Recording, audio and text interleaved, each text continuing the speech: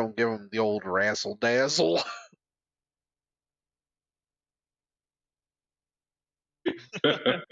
I know that's for us, Cat. Twist it. They don't. Turn it. Bop it. Pop it.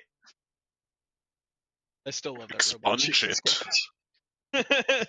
Huh? Load it. Kill it. Wait, what is Masticate it. Book it. Zip it. I'm gonna go. Shut it down. Yeah, for a long time. Damn it. Fuck it. Wow. Okay, Steve.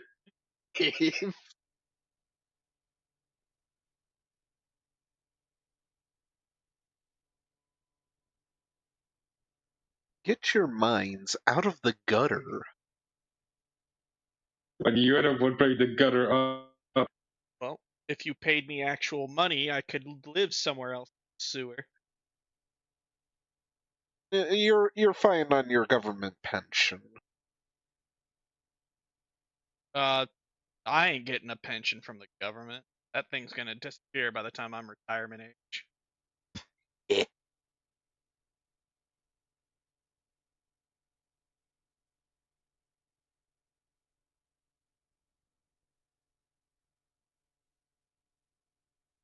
Because Komachi means idol in Japanese. The title of the stream is just idol review.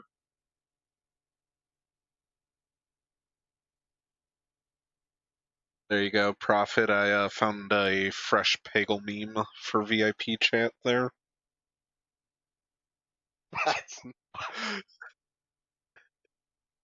I did not just make Pegle. Pegle is not a gaslight. You definitely just made that meme. Especially the word Pegalorian. Yeah. Pegle is my life. I die for my Pegalorians. It's some real shit. I meet the love of my life here. I gain friends. I'm mature. It's all part of the Pegalorian life.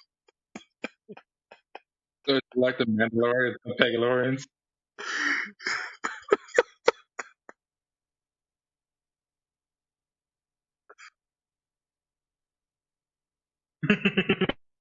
You'll never hit 88 miles per hour, CAD.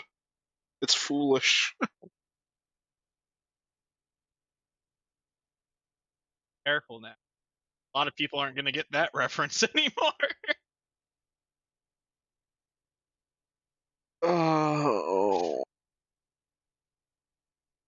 Grandpa's. So wait, Prophet, what did the new update do for Ninja Gaiden 2? It fixed the stupid camera issues that kept zooming it in. I could see scrap. Yeah.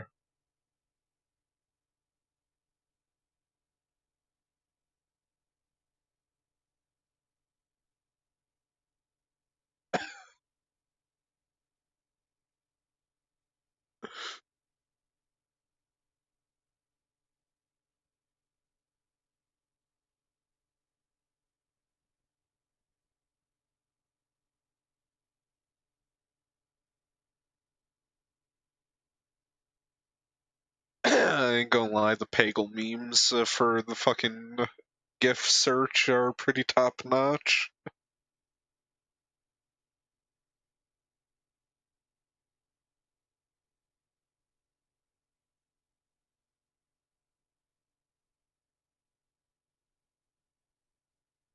You're gaslighting yourself with Again!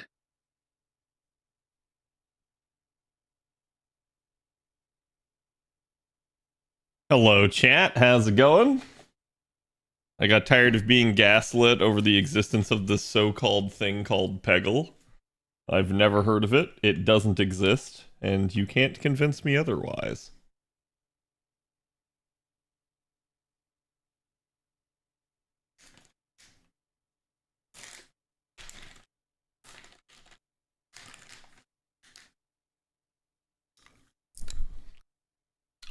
Sony State of Play was a letdown? Yeah. I knew people would react that way. I thought it was pretty good. There was some stuff in it that I liked, but they didn't hit any of the big stuff that people were expecting.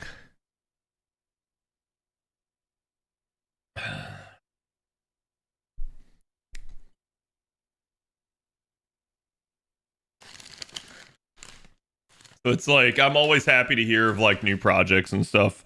I don't look down on that, but if you're someone that was just looking for like GTA, Bloodborne, Silk Song, like, it is what it is, right?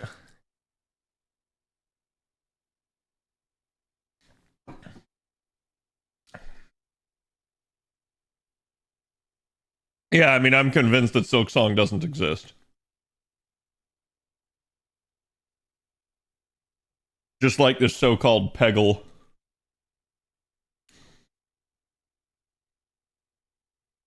Chat, I also just got the tweet out. Do me the favor, go give it some love. Let me grab the sauce, and I think we're good to go. Where did I put the sauce, though? How do I keep doing this? There we go.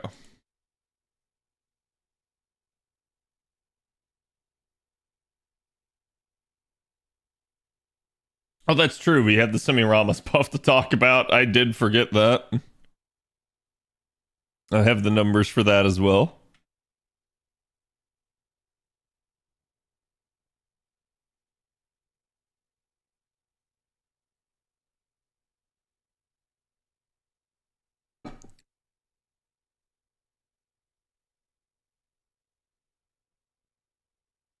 Hello, everybody. Here is today's art piece. Do me the favor, go give it some love. Again, I hope everybody's doing good. Let me know if there are any stream issues, because again, that seems to be cropping up, especially on the YouTube side here lately. But we should be good to go. Yeah, we got a lot of stuff. There was a lot of like just news today in general. We had the PlayStation State of Play. Marvel Rivals is putting out new Valentine skins, and Overwatch 2 is releasing a like huge update to their game, almost in response to Marvel Rivals.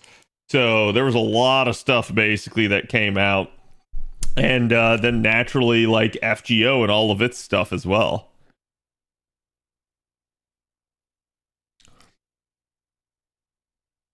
I haven't either, Deontay. I wouldn't worry about it.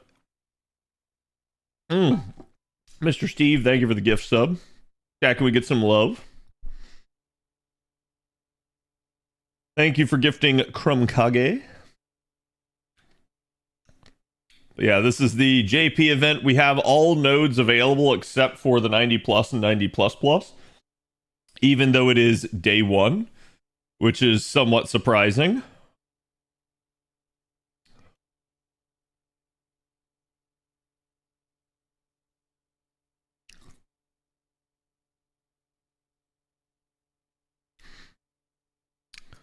Triple Scotty, you can 3-turn or 2-turn depending on card RNG.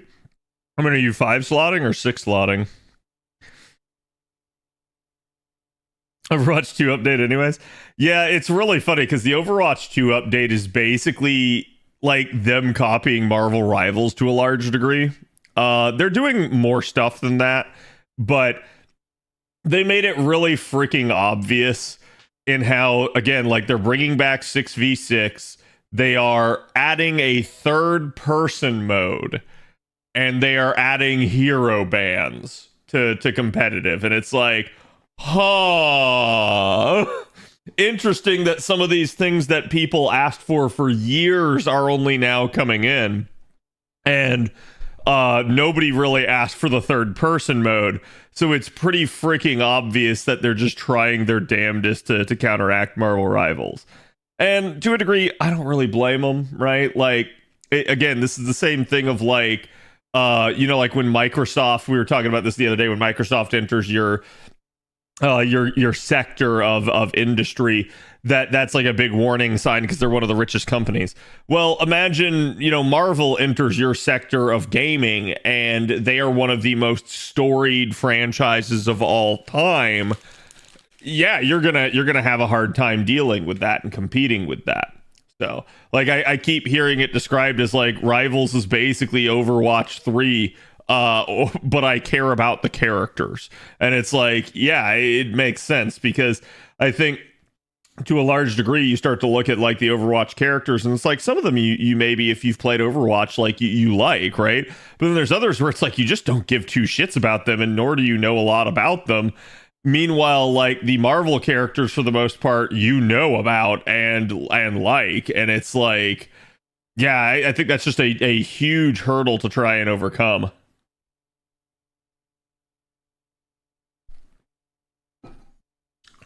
My back hurts looking at that art. You're damn right.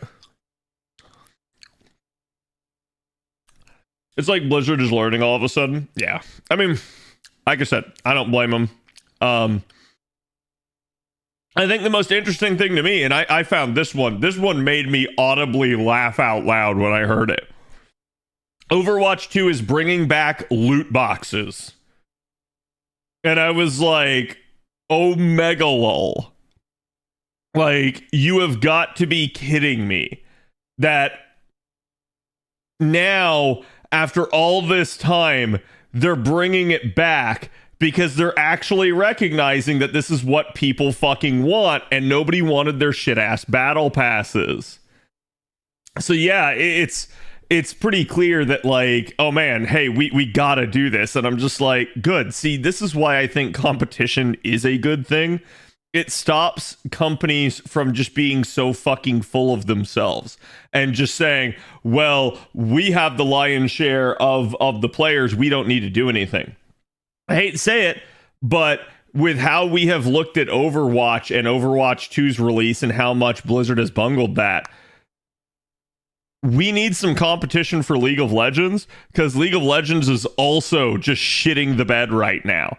They are just getting extremely greedy. They know they can. They kind of have the like lion's share of the people playing MOBAs. So at this point, yeah, League needs some actual competition so that it has to actually start being good to its player base again.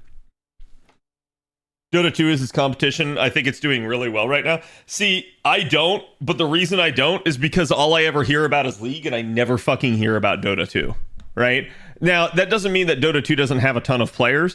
It doesn't mean that Dota 2 doesn't exist and isn't successful. It just means that, to me, League is the forerunner by far, due to public perception and, again, like how much it lives in the gaming sphere compared to Dota 2, which almost never seems to get mentioned.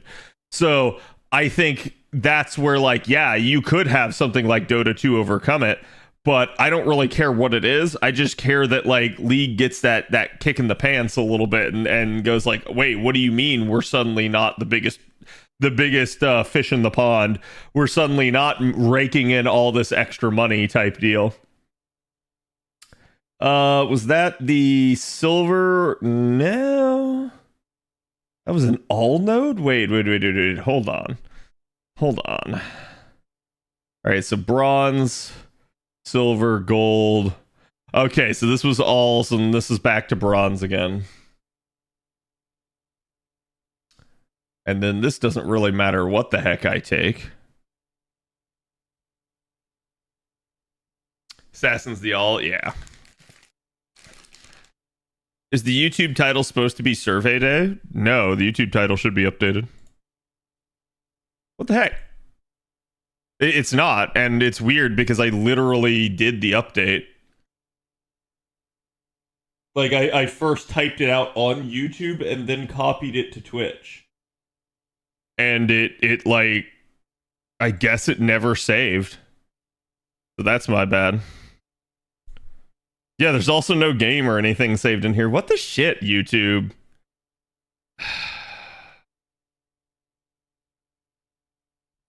Sorry about that to anybody on the YouTube side of things.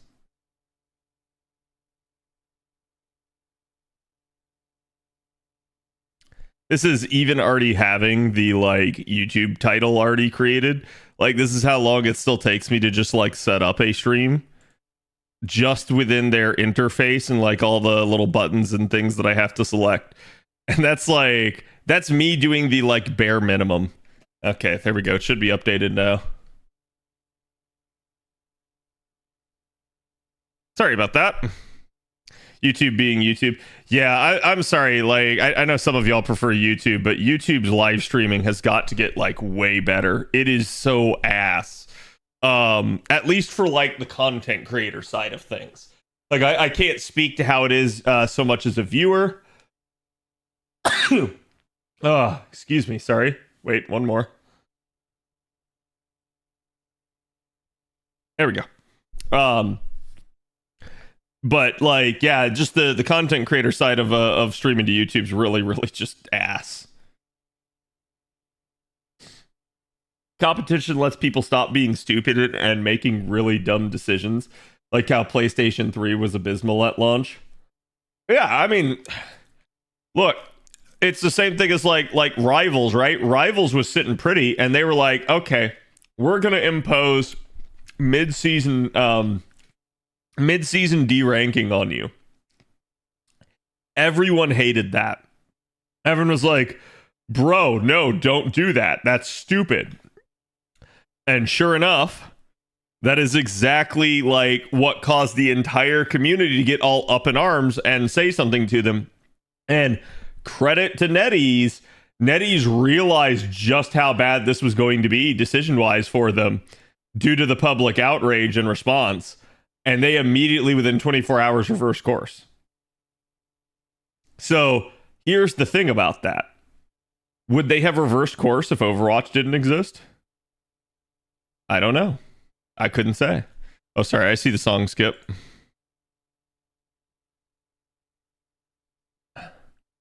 So it's like, I think that's where, again, it's actually a good thing to have competition. I don't want Overwatch to fail, but I definitely like this like humbling arc for Overwatch that like they've had to come out and bend over backwards and basically copy Marvel Rivals. And I think that's a good thing. I think it's going to make Overwatch a better game. I think competition is healthy. I think it's always good to have different products and basically have your choice as the consumer. Like, in a weird way, we should not want Steam, for instance, to be the only marketplace for video games, because that could allow for Steam to become this shit tyrannical thing. However, at least in the case of Steam, it basically is always pro-consumer and always kind of has been. So if it is tyrannical in any way, it does so on the end of the developers and not on the end of the end user. And a little bit, I'm A-okay with that. Because again, obviously I'm the end user. I'm the consumer. I'm not the developer. So Steam is acting as a shield for me. And therefore, yeah, I don't give two shits. Like if it hoses developers, that sucks. Maybe there's something to be said about that. But at the end of the day, I think the shoe is 99% of the time on the other foot. I am way more hosed as the consumer rather than the developer getting hosed by Steam, right? Like, I feel like every single video game out there nowadays that comes out is trying desperately to get your money and will do anything to do so. So to me, that's where I go like, yeah, I don't care if the developer gets a little bit fucked over by Steam, because everything else is trying to fuck me over. Yeah, as long as Gaben's alive, Steam is absolutely amazing. I worry for Steam once Gaben, steps away from it.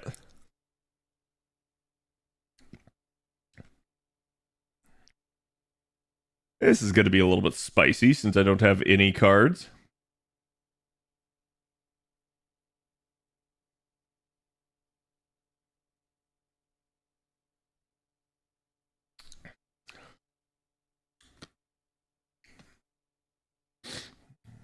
Getting the hose and hosing bad devs away, pretty much.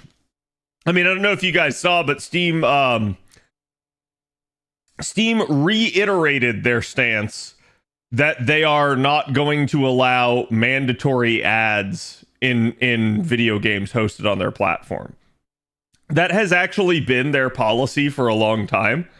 but they reiterated it, and I love them for it, because again, this is like something that really actually does need to be heard by these developers, because you had Ubisoft and EA both saying that over the course of the next couple years here, they were going to start trying to put ads in their games more. And it's like, oh, thank God. Like, I love that Steam is coming out ahead of this and saying no, because it just gets rid of yet another get-rich-quick scheme by these developers. Their NFT scams failed. They haven't been able to, make every live service game a money printing machine. And so they're now turning to their last ditch effort, which is ads. It always is. Ads are always the thing they go back to. It's old reliable in any medium. And so they're now turning back to that, and Steam is basically just cock blocking them. So it's great. I fucking love it. It's why I will always be a Steam warrior at this point, at least until Gaben steps away from it, because they have earned that loyalty and that respect for how many times they go to bat for us.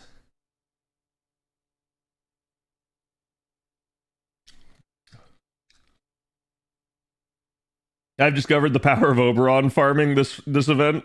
Freaking monster. Yep.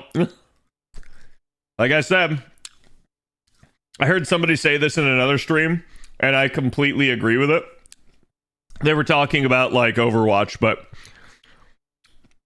instead of saying that Oberon is power creep, Oberon is not, he's not power creep. He's a power sprint. He literally is another leap and bound ahead of where the game currently was. And it's wild, because it's only now are some of the other things in the game kind of catching up to just how much he enhanced things.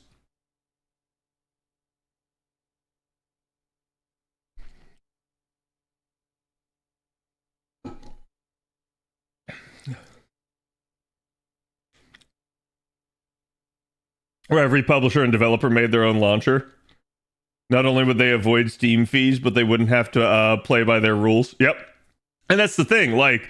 Again, just look at how angry Epic Games gets about stuff. Okay, chat. I saw a post today on I think it was the gaming subreddit, like the one for just all of gaming. And they were talking about how what was it?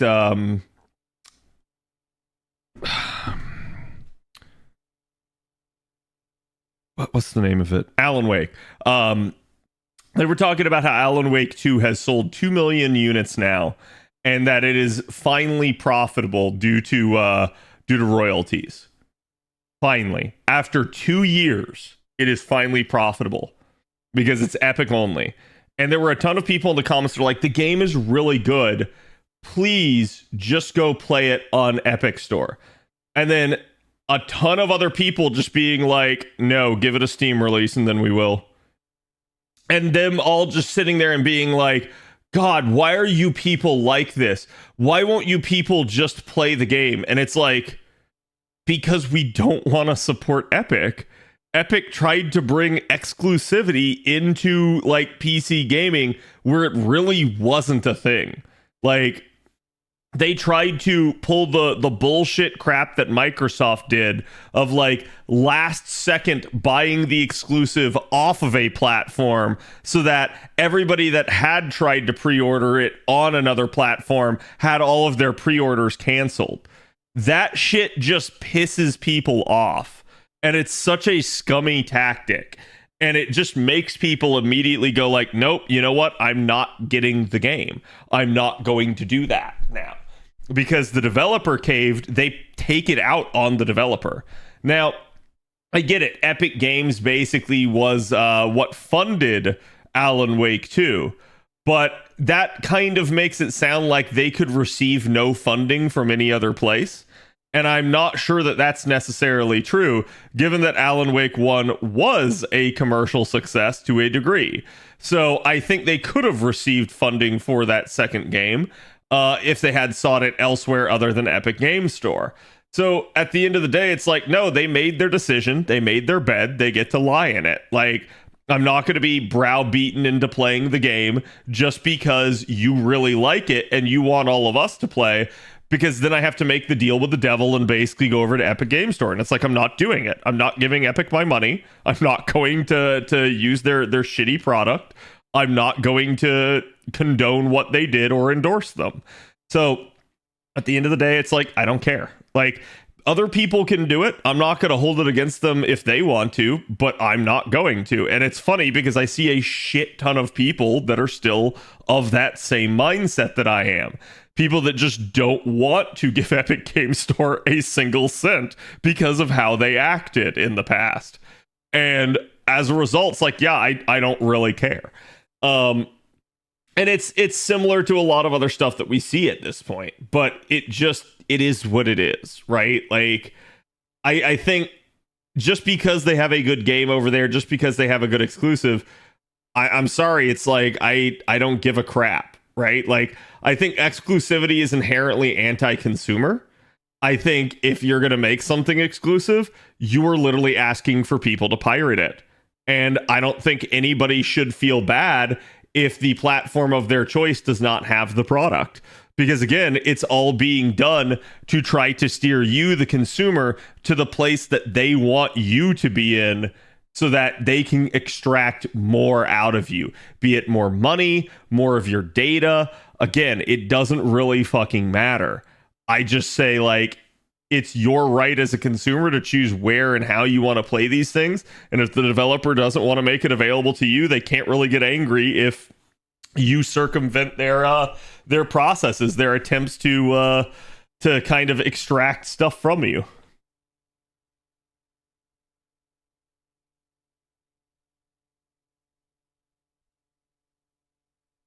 To be fair, Bayonetta 2 would never have existed if they didn't take a Nintendo exclusivity deal. It was that game that launched Bayonetta to be popular enough to easily do Bayonetta 3. Sure, I mean, I get that, but that's also a long time ago, right? Don't get me wrong. I think exclusivity is a bad thing.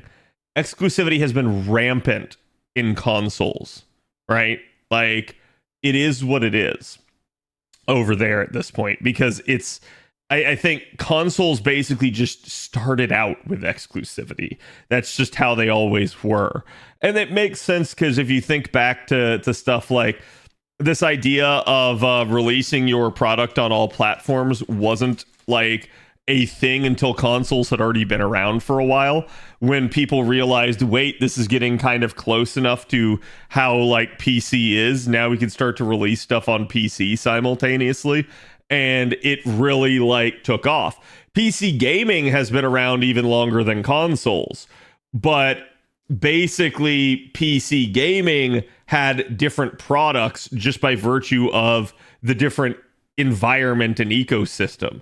What we've started to see over the years here, though, is as the consoles have gotten better, they've gotten closer to an actual PC, both in their capability and in their like architecture and operating environment. So again, I think that's where you start to see this idea, this concept of, yeah, hey, we can just release our product on all of these platforms with, you know, obviously some adjustments. We have to do quote unquote a port, but we can do it. And I don't think it's that crazy to do nowadays. Although, damn, some of these companies make it look crazy because they somehow managed to screw up the port really freaking bad. And that goes for like both directions on that. Usually PC porting to consoles not too bad, but God almighty, console porting to PC is usually atrocious.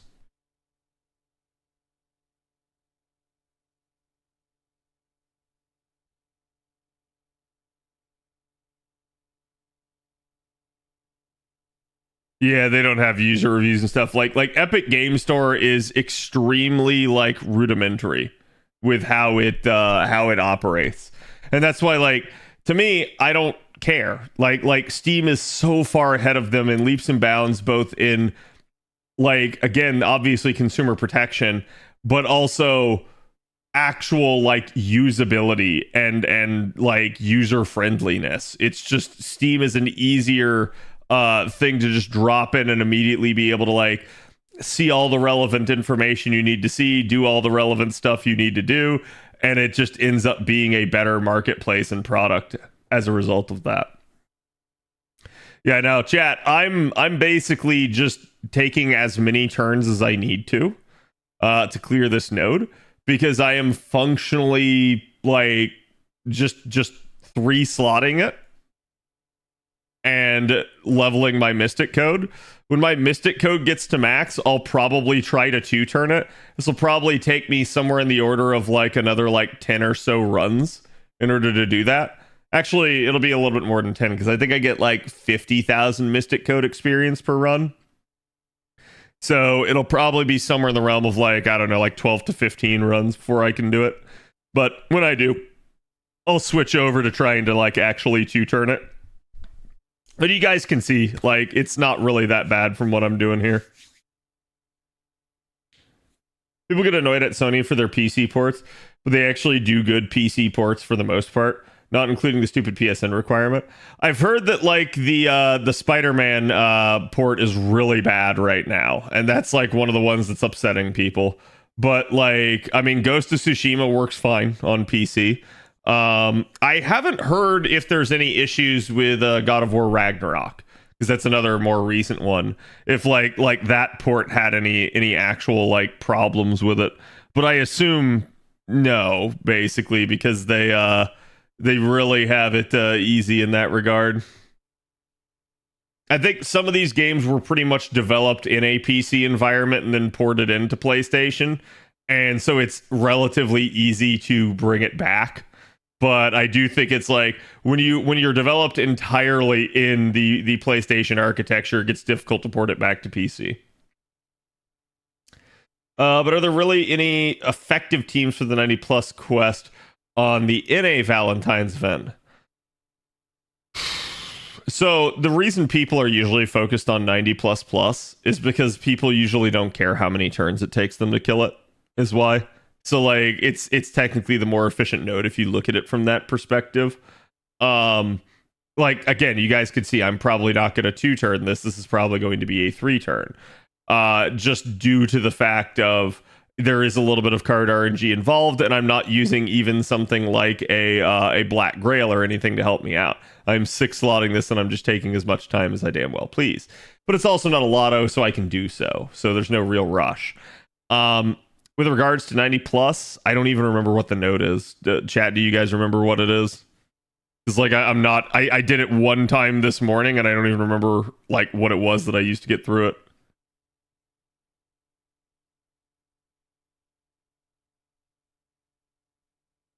I'm fine with it, yeah. 113 caster. Yeah, I mean shit, then at that point a good single target rider would help you out, and then potentially something like Habitrot could go a long way. I mean shit, you might even be able to 3-turn it just with Habitrot.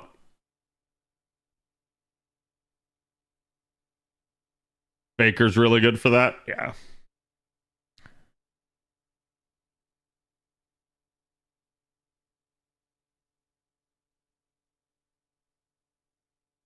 Okay, I don't have anything else here. I did get the double buster though, so we're gonna go with this. And we're gonna see if I can actually kill shot this. I doubt I can. Just because I think even with a triple buster setup, I don't think it does it.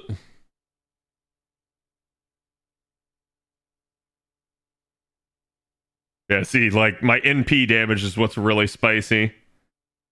So yeah, I'm gonna end up with a couple 100k here, but it's easy for me to 3-turn.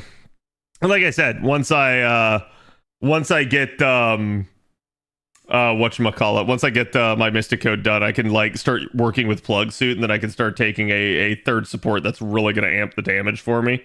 So something like an Oberon or something like that, and then this will get really easy. Let's do that.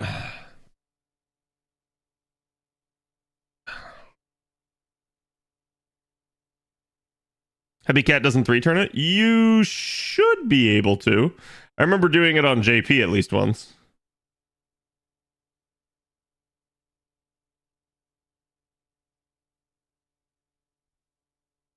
I think they're more fun than the 2-turn and hoping you beat the enemy.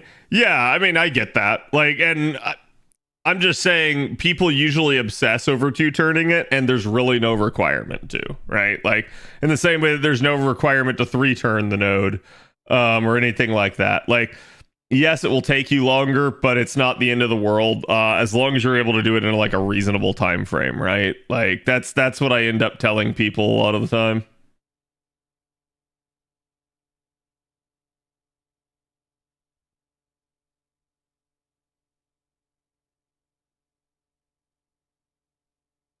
I don't like the 3-round nodes as much as the 2 because the 2 is more fun because of the leeway it offers. It does. I do agree with that.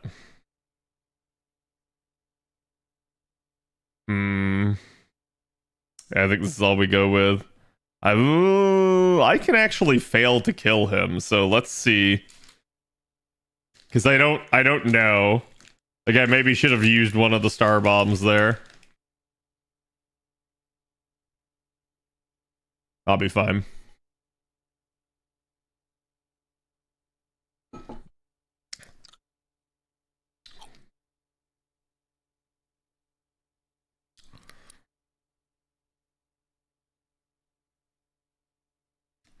But the other thing is too, so because I am at least a little bit light on charge, I'm actually saving this until turn 2.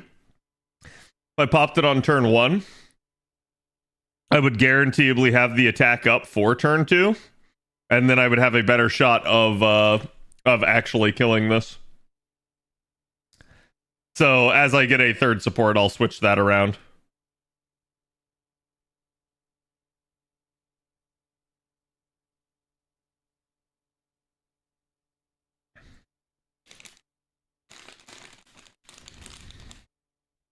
Have you done any of the special quests in Valentine's Day? I have not, because it actually took me a while to unlock a lot of my point Cs.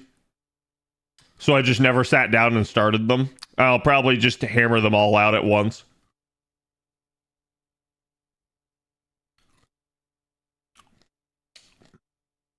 But they're not too bad either. Okay, this is a little bit spicier in terms of damage.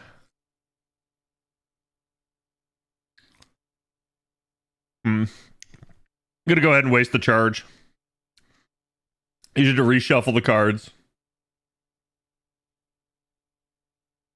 And get a worse deck of cards. God damn it.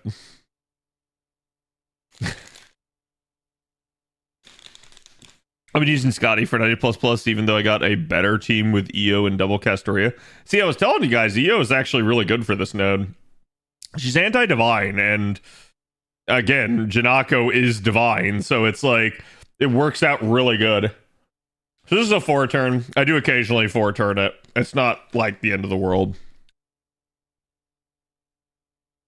Because basically I get my charge skill back, and I at least get to fire off another NP. You about to NP on me? No, probably not. That's on new JP server. We're going to talk about her in a bit. We also have a Semiramis buff to go over.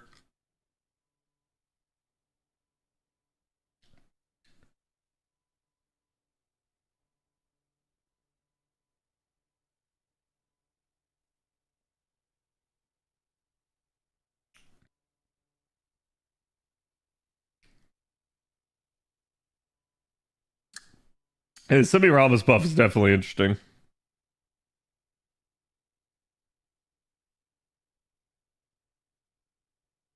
And I guess there was at least one small quality of life they added, but it's not really a big thing.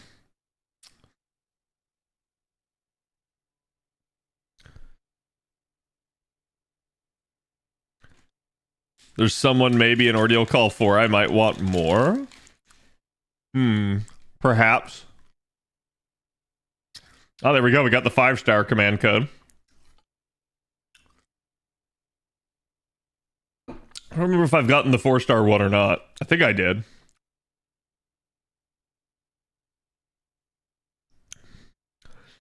Yeah, so we were just talking about Semiramis basically and the issues that she has, right? The other day. And it's funny that they basically addressed that star issue that she had.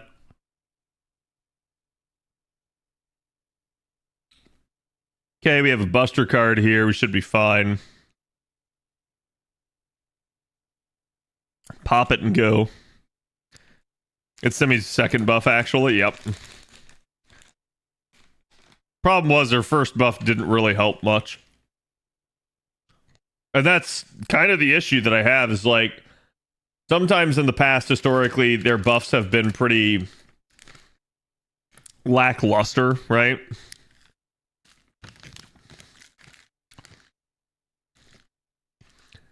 You think the bond level is really a problem, or people just unwilling to try new team comps?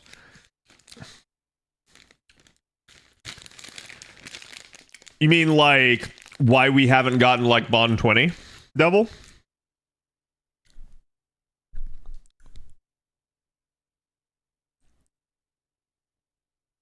Okay, let's do that. And couldn't get the double busters here. There we go. Hello, Robo. How's it going?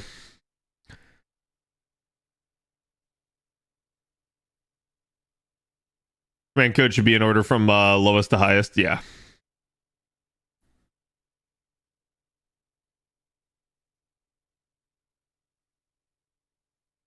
I'm just asking in particular what Devil is meaning by it, because like it definitely shapes my response a little bit.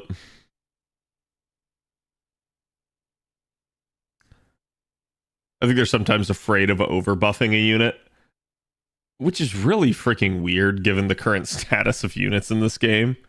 Like I said, like we have such insane levels of power creep at the current moment that like you would have really struggled to make Semiramis too strong.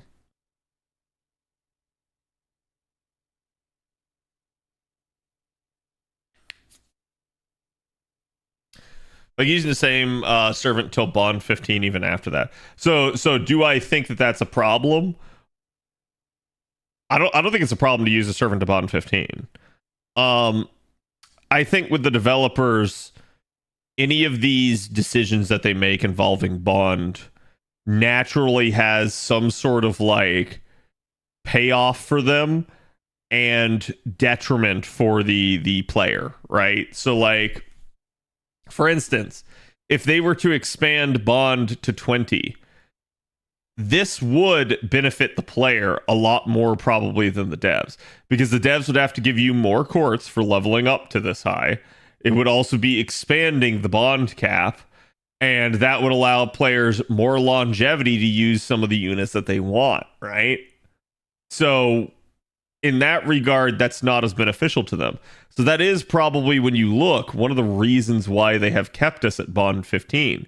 And we actually know this because they've basically said it. They've given us interviews over time where they've said like, hey, look, you know, there's no cap increase coming soon. Just please roll more units. So it kind of makes it a little bit transparent as to what they're trying to do. They're hoping that you hit bond 15 and that your inability to bond efficiently forces you to roll a new unit, and then they get more money out of that. That's what they're really hoping for, because I think in their eyes, they're looking at this and they're thinking that people have like really small like accounts, and maybe the numbers support that. We can't see that because we don't have those internal metrics, right? But they're seeing that and they're saying like, hey, we could make more money if we can get people to roll more units. That's why we're going to leave the cap at bond 15, and then that's going to kind of force people to do so. However, this is somewhat of a shit idea. This is how we know that the end game is money. Besides them just telling us that kind of they want us to roll more units, it's also pretty apparent that in doing so, it caps out the rewards, and it essentially forces players to use more of the roster, because we know that veteran players basically get really set in their ways. Vets don't necessarily roll new units. Why? Well, some of us do, right? For instance, like if there's a hot new unit that comes out, maybe I'm going to roll, right? But do I have to roll? No. In fact, I'm really like kind of set on both my accounts. Even though my JP started out relatively free to play, I essentially have upgraded it so much over the years that they have to come out with something actually like completely cracked and broken before I start considering the fact that I might have to roll for it, right? Because I already have all of my needs covered. And so this is why I say, like, vets are not necessarily going to roll for a new character. They have their favorites. They like what they like. They know who they want to use already. And they've already been playing long enough to kind of just set things to that. So getting people to roll new units is somewhat of a difficult and arduous task. And that is where some of this, like, bond decision comes in. So do I think it's a problem that they do this? Kind of. Because their idea is for you to roll a new unit. And the problem with this is that they've made two changes. Okay, so let's examine rolling a new unit. Well, for starters, the front line of your party has plus 20% bonding rate right now. This is due to a change they made. I actually lambasted them for this change because I said it should actually be the back line of your party. Sorry, I did circle Tez there. The front line included a support. But yeah, like the backline of your party is actually what should be plus 20%. We can come up with lore arguments for why it should be the front line, lore arguments for why it should be the backline. Because front line, it's like, oh, well, they're actually getting the experience in battle. The backline is like, oh, but they're actually closer to the master who's, controlling things remotely, basically. So there is some argument to like, yeah, hey, you could say that it's actually the backline that should get it. The players would absolutely prefer that it's the backline that bonds up faster. Why? Because it's the backline that we use less. And therefore, that's going to be something that, like, yeah, a lot of us get our bonding done in the backline. It's actually literally what I'm doing right now with these 3 units specifically. So at that point, this is what the player would have preferred. So why did they choose this? They chose this because this bonds the units that you're using faster. This bonds the meta supports faster. That's exactly why they did it. And I don't like that change. I think that change is literally designed to, again, perpetuate that roll for new units idea. The problem with this is, so as we start to look at that, how do you roll for a replacement for Koyanskaya? Now, it doesn't mean that you couldn't find somebody that can operate a buster system on their own, like Oberon or maybe Koyanskaya of Dark. These are things that can replace Koyanskaya. But there is no true replacement for Koyanskaya. That is to say, she's the only one that's going to sit there and, kind of does what she does with cooldown reduction to actually work in her system. Therefore, you need to run double Koyanskaya to make most units in her system work, and that then causes problems, right? And this is also a hilarious thing because you could argue the same thing with Castoria. However, out of all the supports that exist in the game, Castoria is arguably the most replaceable, given the fact that there are so many different options for arts, and given the fact that usually if we're just farming, all we need to do is facilitate looping, which can be done in numerous ways. As opposed to Koyanskaya is the only one that facilitates the looping of a lot of characters for the Buster system. So she is relatively irreplaceable. Same thing with Oberon. There's nobody in the game that really amplifies damage to the extent that Oberon does without certain circumstances being in place. Same thing with Castoria. If you're really wanting that solemn defense protection, there's really not a suitable replacement for that. So this is a weird idea that they think that they can just get you to roll a quote-unquote new unit and have it replace the old unit, because there are not immediate analogs for some of the units in the game. Some of them are wholly unique in what they do, and there is nothing that you can roll that will replace them. Therefore, you are stuck using them if you wish to use certain types of things or perform certain things in the game, and therefore you are just now less bond efficient. So all this does is basically smack your players with a wiffle bat and say, roll a new unit, and they go like, I can't. There is nothing to replace this. And they're just kind of nerfing your bond efficiency and giving you less reward as a result. This doesn't make the player happy in the end, is kind of my point with all of this. So a lot of this is a long sort of like tangent to basically say, yes, I think it's a problem. I think it's a problem that the devs have created on purpose, but they don't realize that it's actually going to come full circle on them, and it's just going to make players angry at them. It's not going to benefit them as much as they think it will. Because I really don't think most people are going to go, oh, yeah, I mean, I've hit Bond 15 on this unit, now I'll roll a new unit. Most people are going to go, I hit Bond 15 on my waifu, I really fucking like her, I'm not rolling a new unit just because you want me to. I'm just going to keep using my waifu. Or I got to Bond 15 on my meta support, I'm not rolling a new unit because there's nothing that replaces this meta support. So yeah, I think it's like in their mind they think that's how it's going to work, and I don't think it will. I think it's a losing strategy on their end.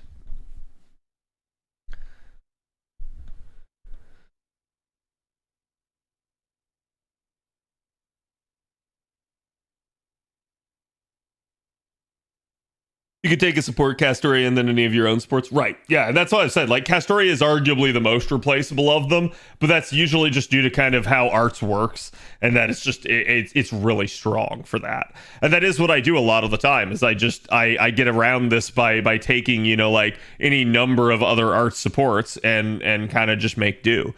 But like, again, if you go with Scotty, there are two Scotties.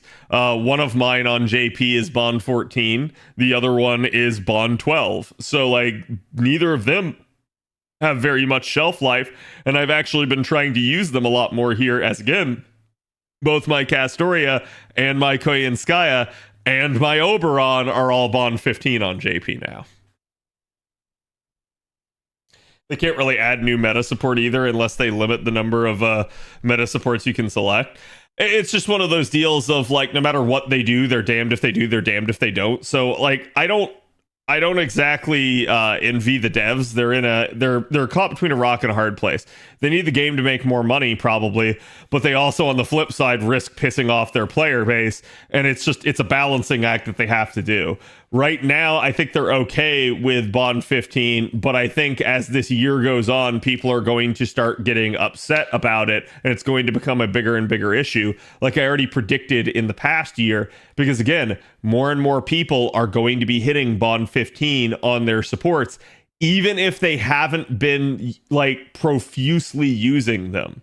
Like again, I've now hit it on several of the meta supports, and I'm still trying my damnedest not to use them. So it's definitely an issue at this point, I'd say, for the developers, and it's going to grow over time, not get better.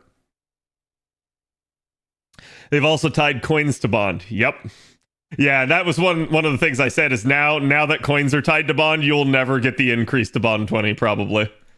Because it's like they would have to completely reevaluate that or add something else in that used coins.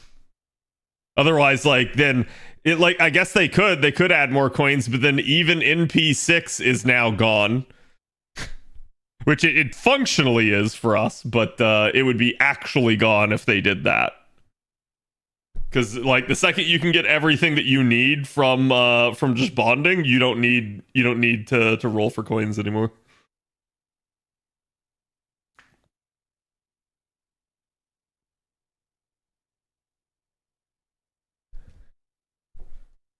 Albeit it was 30% on her. Oh, was it like the rank 1 of the skill?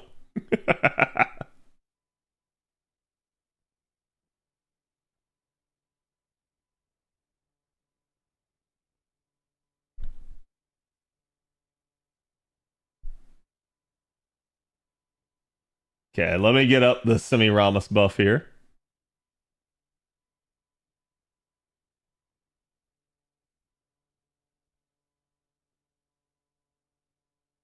Okay, so chat, Semiramis. Y'all know this has been the dead horse that I have been beating for like the past year at least. She's been in this state for a lot longer, but you know, for a long time on this stream, y'all heard me talk about like Tamamo Lancer, and I said it's like I keep bringing up Tamamo Lancer as why she's like really freaking weak and bad. And I was like, it's not because I hate Tamamo Lancer. It's because I want Tamamo Lancer to be better.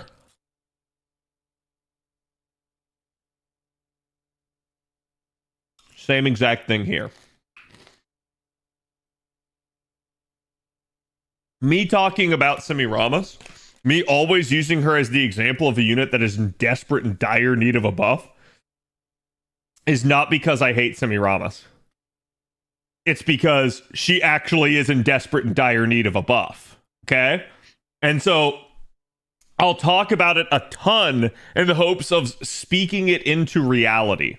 And that's where it's like I said, like I'm beating the dead horse. But look, it happened. We finally got it. I even talked about it in the banner review. I said, hopefully this year was the year that we finally got another good Semiramis buff. And that happened. So I'm happy that it did. So you guys can see they took her third skill, and boy almighty was this skill kind of hot garbage. So it required you to spend 8 stars. And yes, it still had the demerit. It's one of the very few in the game that still had an actual star expenditure attached to it. It inflicted poison for 3 turns to all enemies of 1,000, and then reduced their buster resistance for 3 turns by 50%. I don't have to talk to you enough to know that while, 50% is definitely a really nice, like, card type modifier, buster resist down is not ideal. There are so many units in the game that have magic resistance. There are so many units in the game that are debuff immune. So usually that already just makes trying to debuff a unit a subpar way of doing things. But then when you add in the fact that Semiramis is going to be looked at as an AoE assassin, as somewhat of a farmer, then you start thinking about having a debuff down that cannot be transferred between waves, and this starts to look even worse. So this skill really was in dire need of some help. The devs come in and they help it. So again, still the same poison, still the same buster resist down. However, now it increases her own damage against enemies with poison status for 3 turns. It is a up to 50% power mod. This is good. This affects everything, not just her carding, but also her NP. It also grants her a debuff on attack that inflicts poison for 1,000 damage for 3 turns to enemies when attacking. And it does activate first. So, again, basically, as long as you have the skill popped, anything that you hit the enemy with, boom, there you go. It's going to apply the poison. The only thing will be, because it specifies attacking. Actually, no, it doesn't specify normal attacking. So this should be also the NP. But yeah, so it should be anything. So anything that you hit the enemy with should apply the poison before and then grant her the power mod. This is good. This just essentially gives her 50% power mod on everything. And boy, did she need it. Okay. Take a look here real quick at her actual damage numbers. So on top, you guys can see these are the old numbers. These are the numbers from when Semiramis basically was unbuffed in this regard.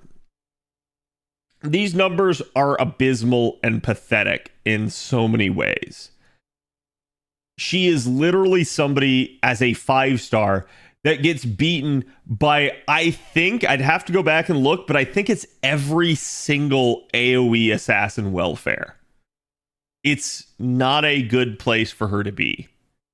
Like, it's okay if the welfares are competing with a 5-star at MP1. It's not okay when they're beating you.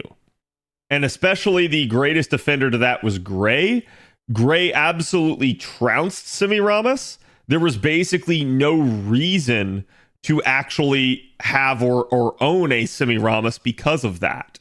It was not even close. And therefore, if you needed a Buster AoE assassin, you were going to go with Gray, who is already in the Evocation Festival. So it just basically amounted to, yeah, why even bother to roll her? So the reason I bring this up, chat, is because it's important. This is exactly what I mean when I talk about game balance. When you have something like this, where the welfare isn't just stronger, they're so stronger that, again, even getting like NP2 is still not enough of the SSR. Why the fuck would you spend the money? Why would you ever roll? Maybe you really like the character. That's fine. I'm not going to take away anything from somebody that likes Semiramis. But again, when the devs rerun a banner for this unit and they go, why isn't anyone rolling? The answer is right in front of them, and they should know better. And it's wild to me that Semiramis went this long without getting a buff like this, because she desperately and direly needed it. You can see we do have man numbers on here that bring her up to 250, but these are anti-man being provided by Koyenskaya of Light, of which Gray can run with too. So Gray also has the anti-man modifier there. So realistically speaking, these numbers are just flat out pathetic. They're not good in any stretch of the imagination for where a 5-star should be. If you're going to spend money, your hard-earned cash on this, or again, your hard-earned blood, sweat, and tears currency that you had to get out free to play, you want the unit to actually at least be worth that. Semiramis was not, at least not until this buff. This buff does really help things along, but frankly, she could still get better if you ask me. Like I said, even adding a 50% power mod to Semiramis, well, it definitely helps. I'm not sure it's necessarily going to be a like world-breaking phenomenon or like drastic change because of the way that she kind of ends up working.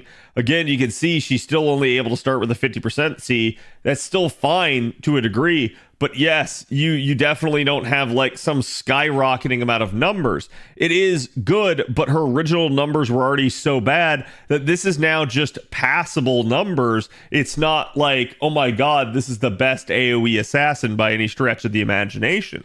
So I like this buff. It is a good buff, but it's still just a step in the right direction.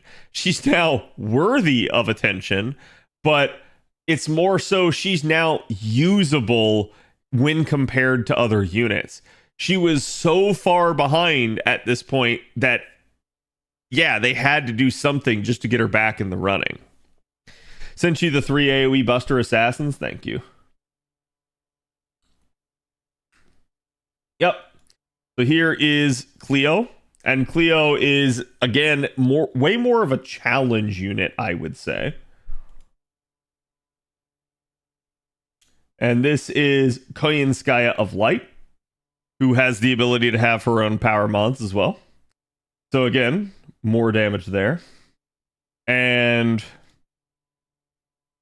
there it is, chat. So here's Semiramis with poison. Here's Gray with you doing basically nothing. This does use a level 100 Summer Anniversary, which is a 60% CE. So this is rarer.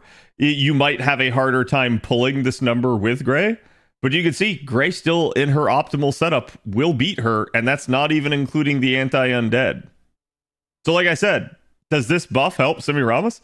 Yeah, she's now in the conversation. She's in the same ballpark as the other units.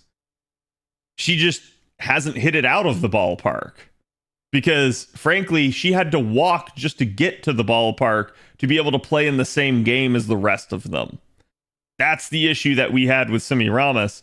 Her numbers from before were so atrociously bad that, realistically speaking, there was no reason to roll for her. Now, at least these numbers, which we can replicate just about all the time, will be better.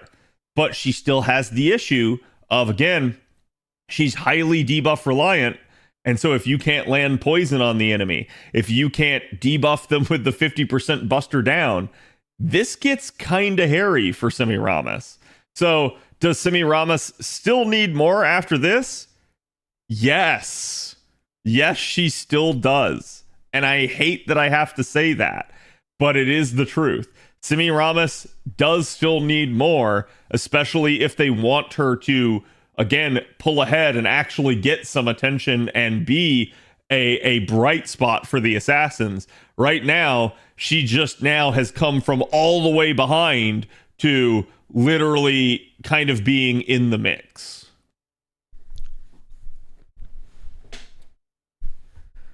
Kind of like God Juna relies on his Buster Down for his big damage on his NP. Yeah. Yeah, so the difference comparatively with God Juna, right? Probably easier to just go about it this way. Okay. So remember, he increases his own damage against enemies that have debuffs on them for 3 turns, right? That's fine. Thing is, this is a buff to him. So all that's required is that you land a debuff on the enemy to get this extra 50% power mod. It can be any debuff. It does not have to be one of his. But obviously it's optimal if it is his. So with every NP activating first, he does Buster Down. How is this different from Semiramis? Semiramis gets this from a skill one time. This is why if you look at the actual numbers for Semi, you'll notice the 2-turn dip.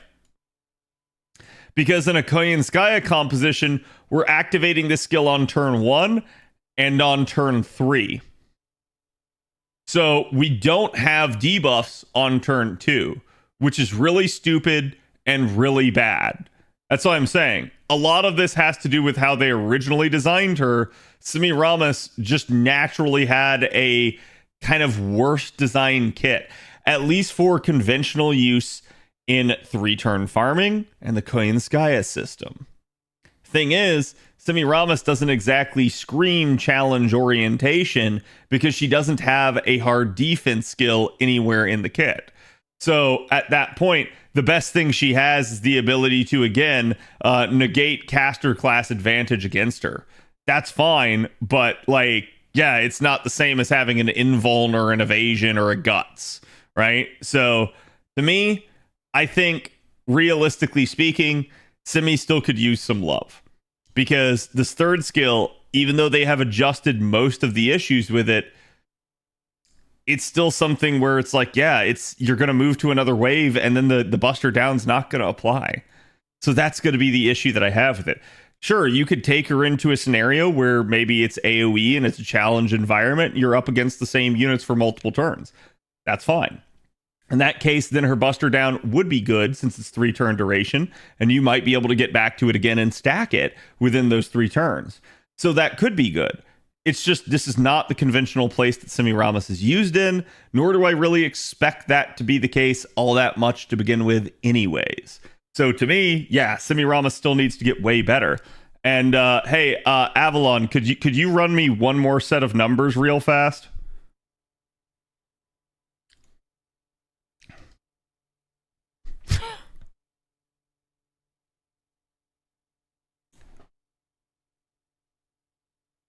Just because I think this will prove my point.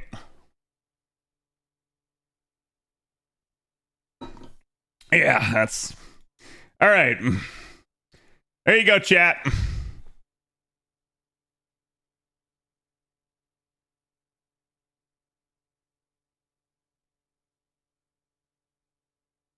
Now, here's the thing. These are neutral.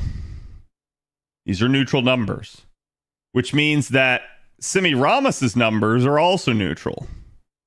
So this means that if we take this into a scenario where Semiramis is actually effective, so riders, you get to take this number and you get to multiply that by 2. So instead of 230, that number is now 460. Not bad. Chat, she still wins. Without even doing the calculation for alter ego. Do you understand why we have a problem now with balance in the game?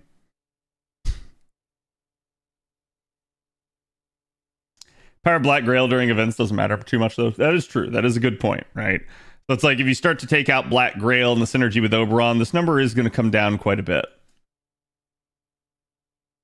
But like I said, this number is actually neutral, so you still get to multiply it by 1.5.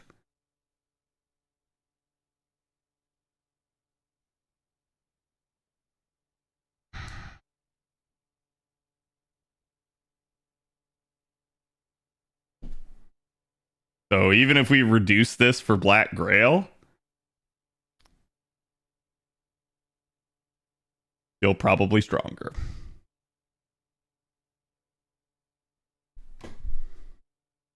Like I said, this is a huge issue that they face at this point. They have made some of these units way too fucking strong.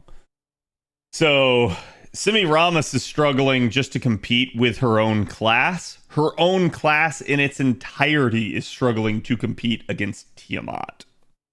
And this is just a problem. Using her against foreigners, it's 2 times, right? Yeah. Yeah, foreigner is the actual niche. But, like, yeah, it's just... This is a huge issue. I'm happy with the Semiramis buff. I don't want to make it seem like I'm not. It's a good buff. But one, they could have gone further with it, and it would not have made Semiramis broken. And two, because they didn't, she now needs another one. But to be fair, just about everybody that's not a welfare needs another one for the assassins at this point.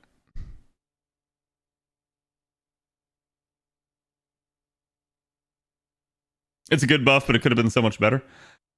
I think attaching a 50% power mod to something that did not exist before. So literally just walking up to a unit and saying, you get 50% more in modifiers that increase your damage.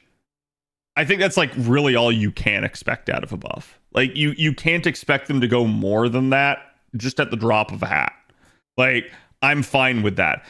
Honestly, most of the time we'd be lucky to see a 20% buff. So a 50% buff is like, damn, they really tried. And they did. But they can't help the fact of this is the state that Semiramis was already in. If they just got rid of the 0.9 assassin mod, I mean, it would help, but it wouldn't make that big of a difference in the grand scheme of things.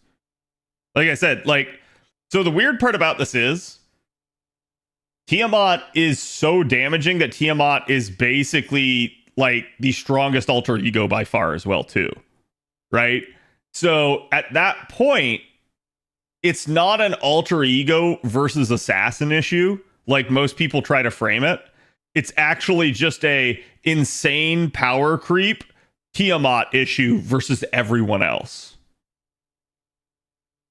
That's really what's going on here. It's less it's less like, oh, this is a difference in class.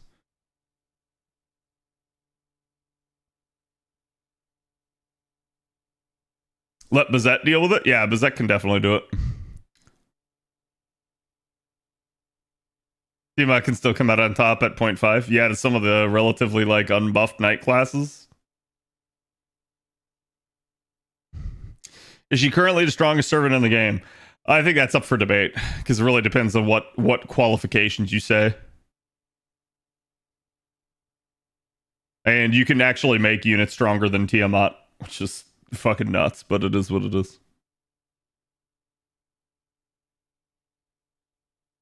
Honestly, I think it's good she's at least usable now. I mean, she was technically usable before. It's not like her kit made her unusable. It's more that there was no reason to use Semiramis outside of, hey, I just really like this character. Like, Semiramis did nothing wholly unique or good that would make you want to take Semiramis, other than maybe, like, again, the effect that she has in the second skill here, right? The disadvantage against casters. But, like, God almighty, I don't really know why you would want to take her up against casters, because this has a 3-turn limited duration. If you can't get the job done in 3 turns, congratulations, you took an assassin to a caster fight. So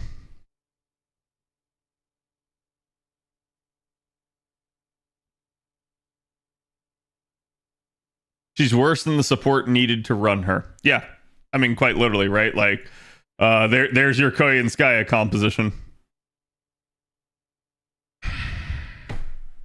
Like, Koyenskaya could be worse, but only if these things are true.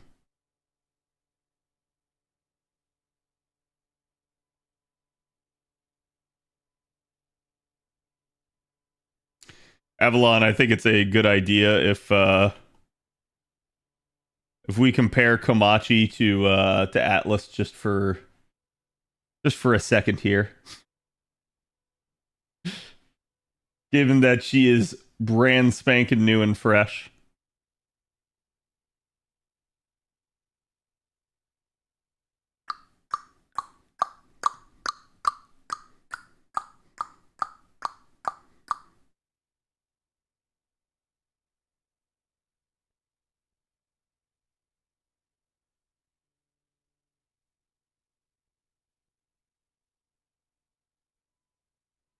Yeah, I'm just making sure they have it all right.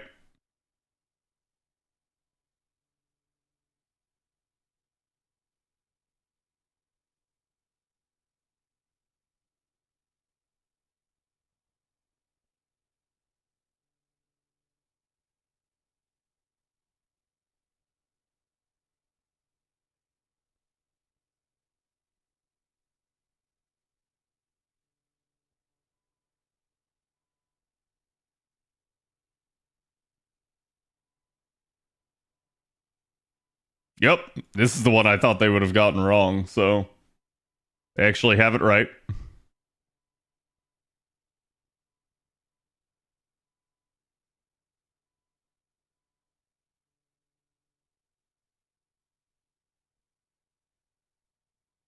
Yep.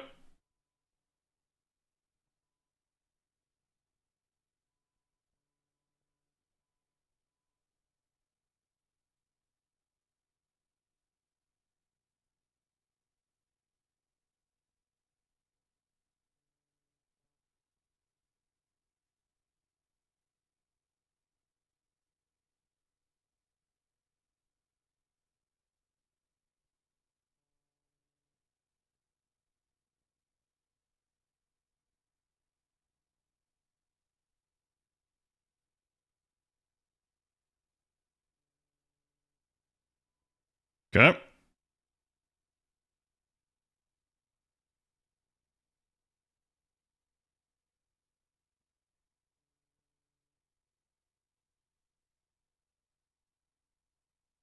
Yeah.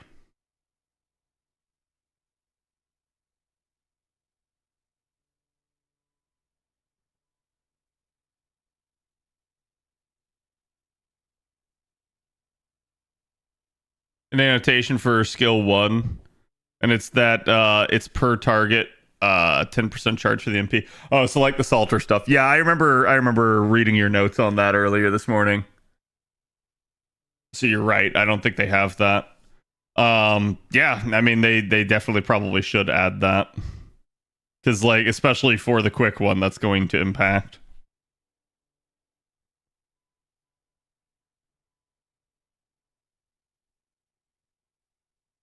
Passives are correct. Yep.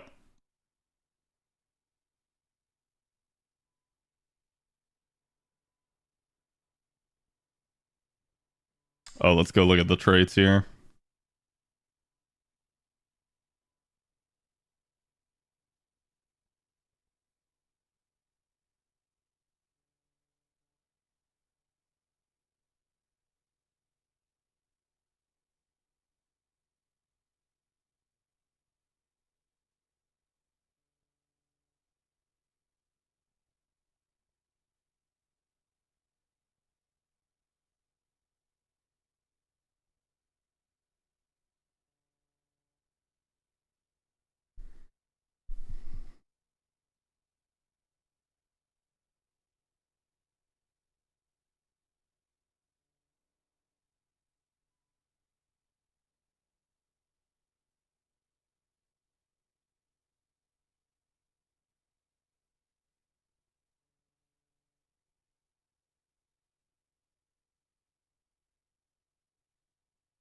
Weird. Wait. We know her third ascension, right?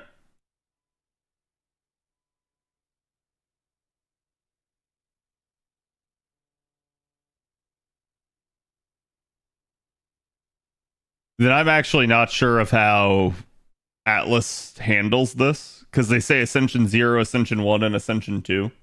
But those are all separate from the basic traits. So that's really weird, because they have functionally 3 Ascensions listed.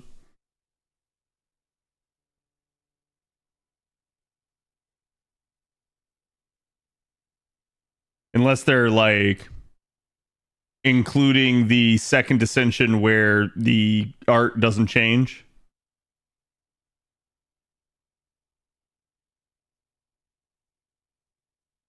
Because like I said, I'm just unsure, because for Ascension 0, they say that she's humanoid and hominidae. For Ascension 1 and 2, they say that she's levitating. Whereas this only says for stage 2. So I think this is just a difference of like how Atlas parses the data as opposed to how it's displayed on here. And like I said, I don't know. I don't know enough to know if that's wrong or not. I can only guess. Oh god, what did I click?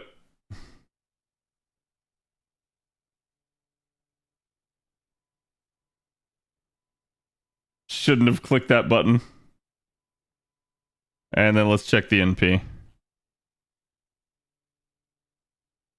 The question mark divinity.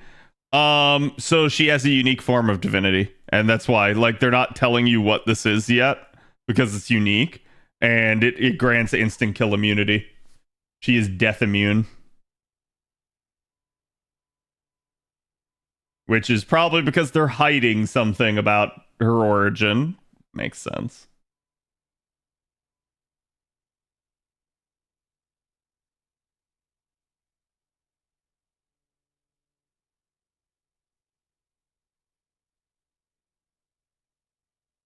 Okay, I got that right.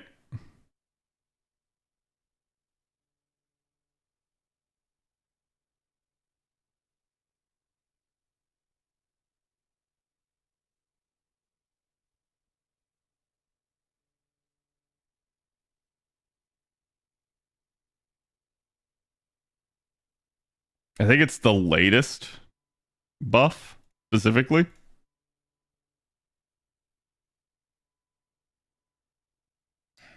Oh, there you go. Yeah, it says it right here. That's my bad.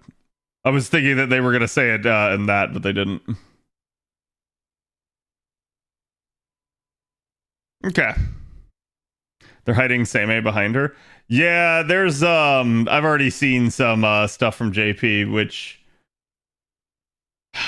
I will say, like, Twitter and Reddit are getting unsufferable with how like people just now go to Twitter and easy like engagement farm by just posting translations of stuff, even if it's not even correct, and they just like hot take it. And I'm like, I actually want to know like who's sitting here and like liking and retweeting all this stuff, because like it's just sad because some of it's not even right.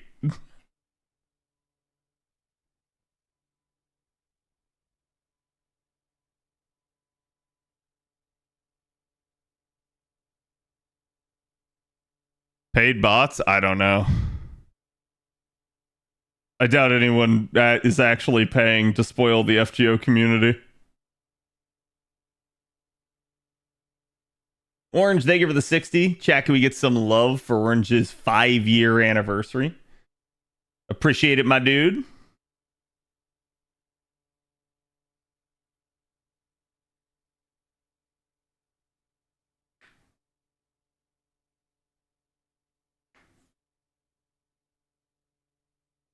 Or even grammar check, right? Yeah, it's just like, again, and this is the thing I hate about algorithms. It's always just who can be the fastest, right? Blah blah blah blah blah blah. And it's like, God, it's just so bad. Okay, let's talk about Komachi, chat. Komachi. Actually, real quick, let me take one more gander at something, because I need to probably.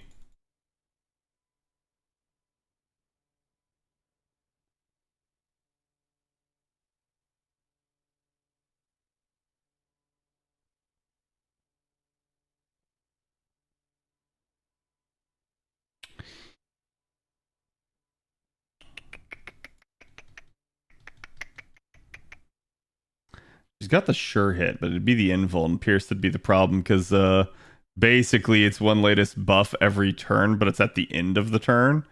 So you might actually need Invuln Pierce with her.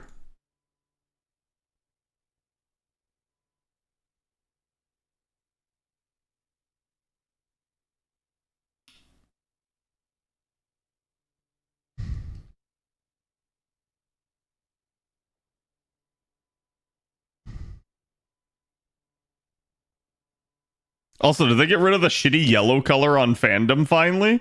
Did they realize that, like, nobody liked that? It's just funny to me.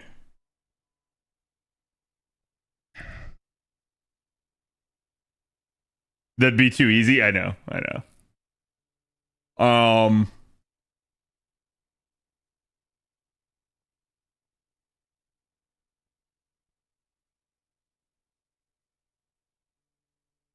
I'm just thinking. What yellow color? The fandom bar used to be like all yellow. And it was really fucking garish and annoying. I don't remember a yellow color. Good. I also don't remember a yellow color, chat. It's never been yellow, in fact. I have fandom in dark mode. It was always blue. There's a dark mode? Oh, wait. No, I have to create an account for that to be the case, right? Yeah, no, I'm not doing that.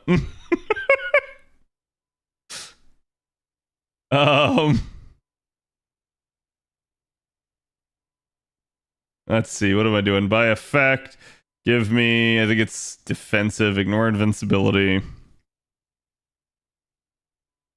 It's from the actual event. Wait, is this our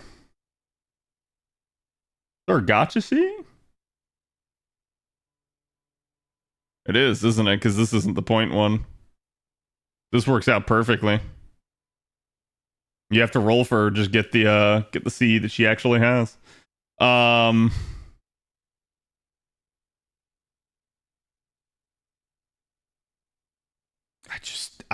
like, God, there's not really any other C to recommend for her because it doesn't matter. And Black Grill's such a strong synergy with her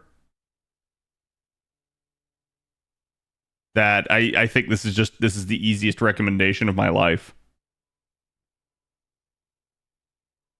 The moon in the top right.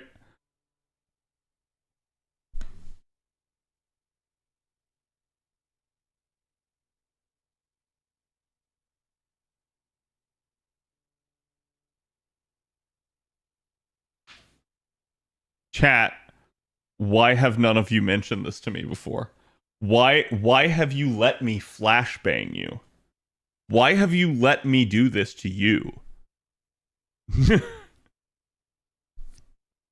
I feel like this is okay. I mean, like, it could look better, but it is what it is.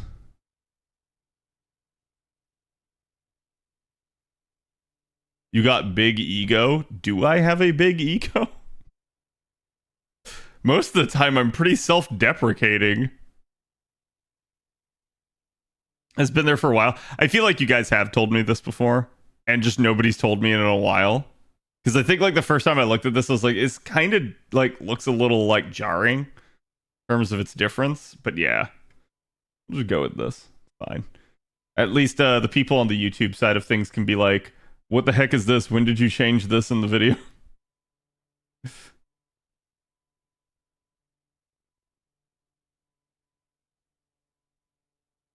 Okay, getting stuff set up.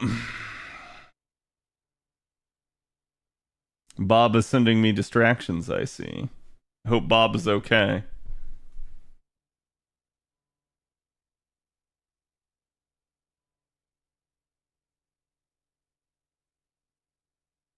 I always use light mode if it's available. Why? The light mode looks better. I do agree with that to some extent, right? Like, okay, chat, warning, you're being flashbanged. Like, part of that is because you can see certain things have a little shadow behind them, like the stars and the, like, icons down here for the, like, hit markers on the cards. And so like when you turn it, it looks a little like weird because of that. But like I'm okay with it. I 10 times prefer to save my eyes. Because like earlier I was staring at this and I was staring at Atlas and both of them were like super bright and I was like, ugh.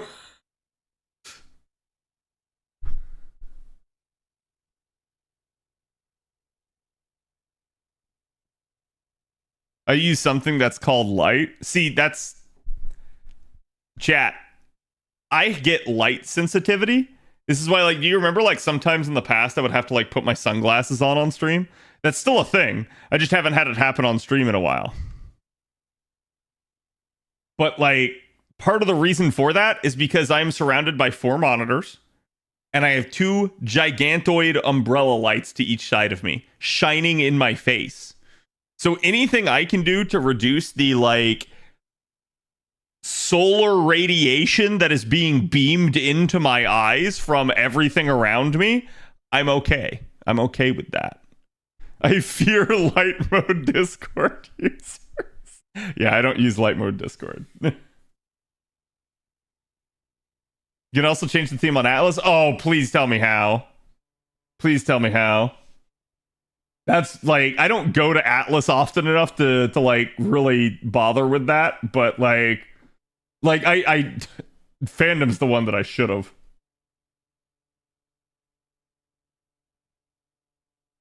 It's not solar radiation. Plants won't grow from it. I tried. Just you wait till I keel over dead and plants start growing from my eye sockets. I forgot Discord had a light mode. Thank God.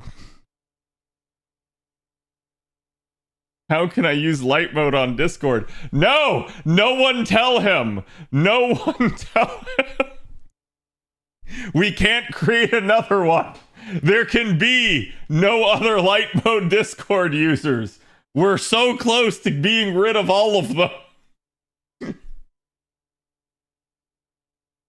Discord also has a darker dark mode? Yes, it does. I keep it on the middle setting. Dino, no! Don't do it! Wait, chat. Chat, what did you guys do to Aurelia?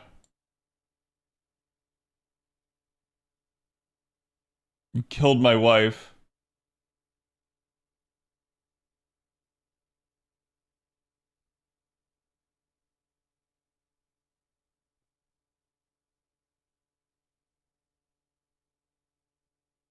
Don't worry, I'm resetting her. She was atomized by the light. Understandable.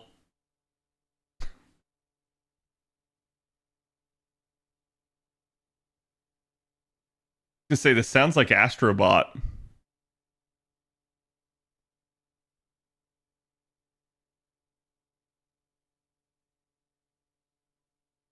The cyborg theme?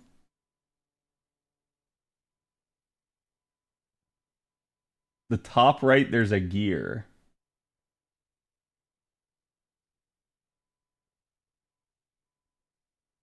Oh, so it's like not actual dark mode. There's just like different like themes.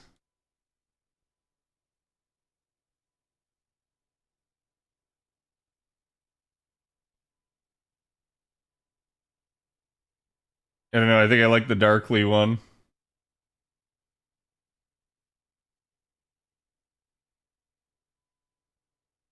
Well, maybe. Let's see. How's Cyborg? Okay, Cyborg's was blue. Yeah. Yeah, let's go with Cyborg.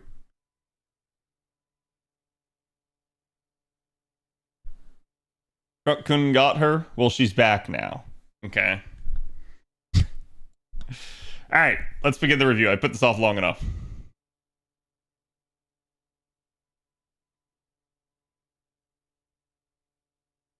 Hey guys, my name's Kadroth, and today I'm going to be talking to you about Ono no Komachi, our newest unit coming into us with the Valentines event here on JP for 2025.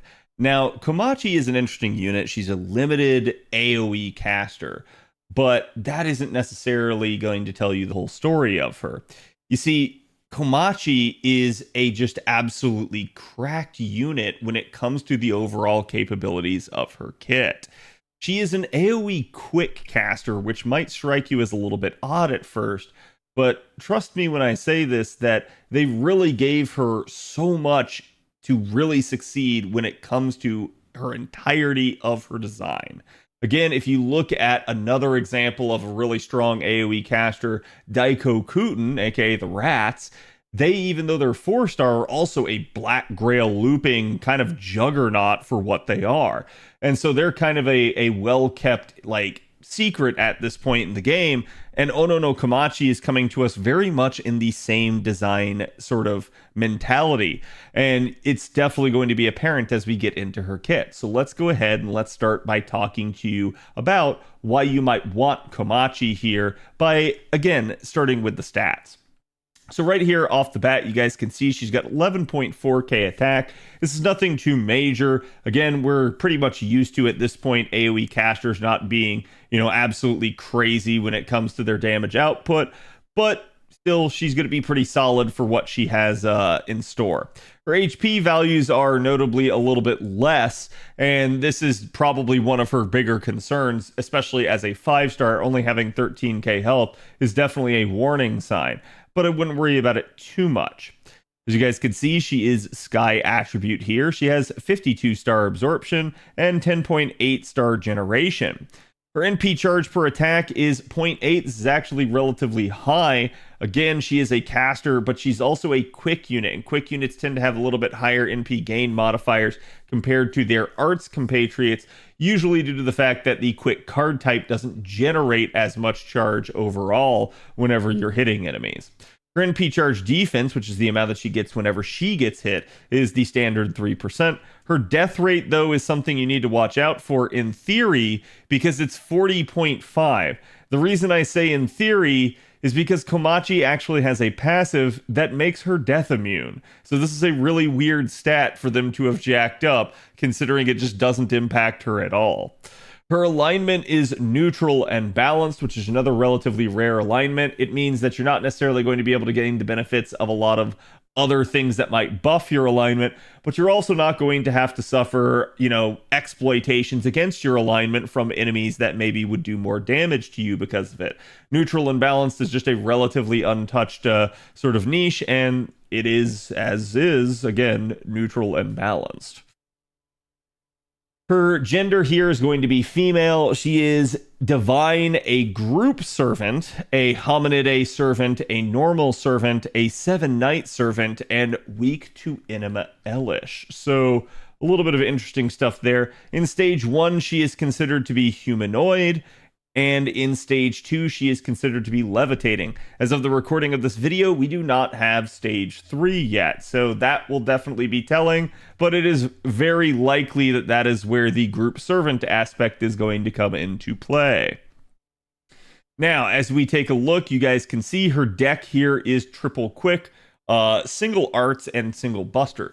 This is maybe a little bit of a concern in the fact that we are not double quick, double arts, but it's not too crazy in the sense that, again, this is a quick-centric unit. You're going to be wanting to use the Scotty variants alongside of her. So her having triple quick cards in her deck just means that she's going to have more cards that can pop off. Naturally, Summer Scotty is somebody that can buff Buster crit damage as opposed to quick crit damage. So this may be something to think about when you're kind of choosing supports to go alongside of her. Because she has the triple quick cards, you may want to lean a little bit more towards OG Scotty as opposed to Summer Scotty due to, again, the quick crit that OG Scotty offers. But realistically speaking, you'd be fine with either, and you'd still be able to do a ton of damage and pop off. Again, looking at the hit counts here, the 4 hit count on the quick card is definitely nice. It does mean that her quick card will have good performance overall, even though she doesn't have the writing trait or anything like that. Her 3 hit on their arts card is at least going to make sure that it's average, and again, with the 0.8 NP gain rate, it should actually be relatively good. And then the 3 hit count on the Buster is nothing to write home about, but it is what it is with Buster. And then 5 hits on the extra attack is also standard. Now, as we get to her active skills here, the first one is definitely an interesting one. As you can see, there's a whole grocery list of effects. So let's start by breaking it down pretty simply for you guys. So she has a tricolor buff here for herself that's going to increase quick, arts, and buster performance for 3 turns by 20% for each of them. This is what will level up as you level up the skill. And then she has additional effects that whenever she attacks with each of these 3 cards for the next 3 turns, she will gain a beneficial effect. If it's the quick card, you will gain essentially 10% charge every time you attack. If it's the arts card, you are going to grant a evasion for 1 time, 1 turn whenever you attack. And if it's the buster card, you are going to get sure hit for 1 turn whenever you attack. So again, the buster one, I'm going to say probably is the weakest one here. The arts card effect, actually really nice for survivability, and this will help her out in terms of, again, just trying to like stay alive and that anemic HP that she kind of has for a 5-star. So this will be another nice thing. Again, I think the only issue with this is going to be if you're trying to use like OG Scotty and use her NP alongside her, this might invalidate that, but it wouldn't matter because it's the same relative strength as Scotty's NP, which in my opinion should probably be better defensively at this point, but it is what it is. So either way, this is still a nice overall survival mechanic for her to have. And again, the 10% extra NP gauge on quick cards is certainly nice. It is just whenever attacking, so it's non-specified. Again, the other nice thing to denote here is that this will apply to the NP whenever you use it, and it is on a per enemy basis, which means that if you're up against a 3 enemy wave, this will literally just generate, again, 30% charge at that point automatically for Komachi. So it is a really, really nice thing for her to have, and it's something that at least fandom as of the current point in time does not denote. So it's something to really point out to you guys. All of that on a 6-turn cooldown. The second skill here is going to reduce one ally's skill cooldowns by 1 turn.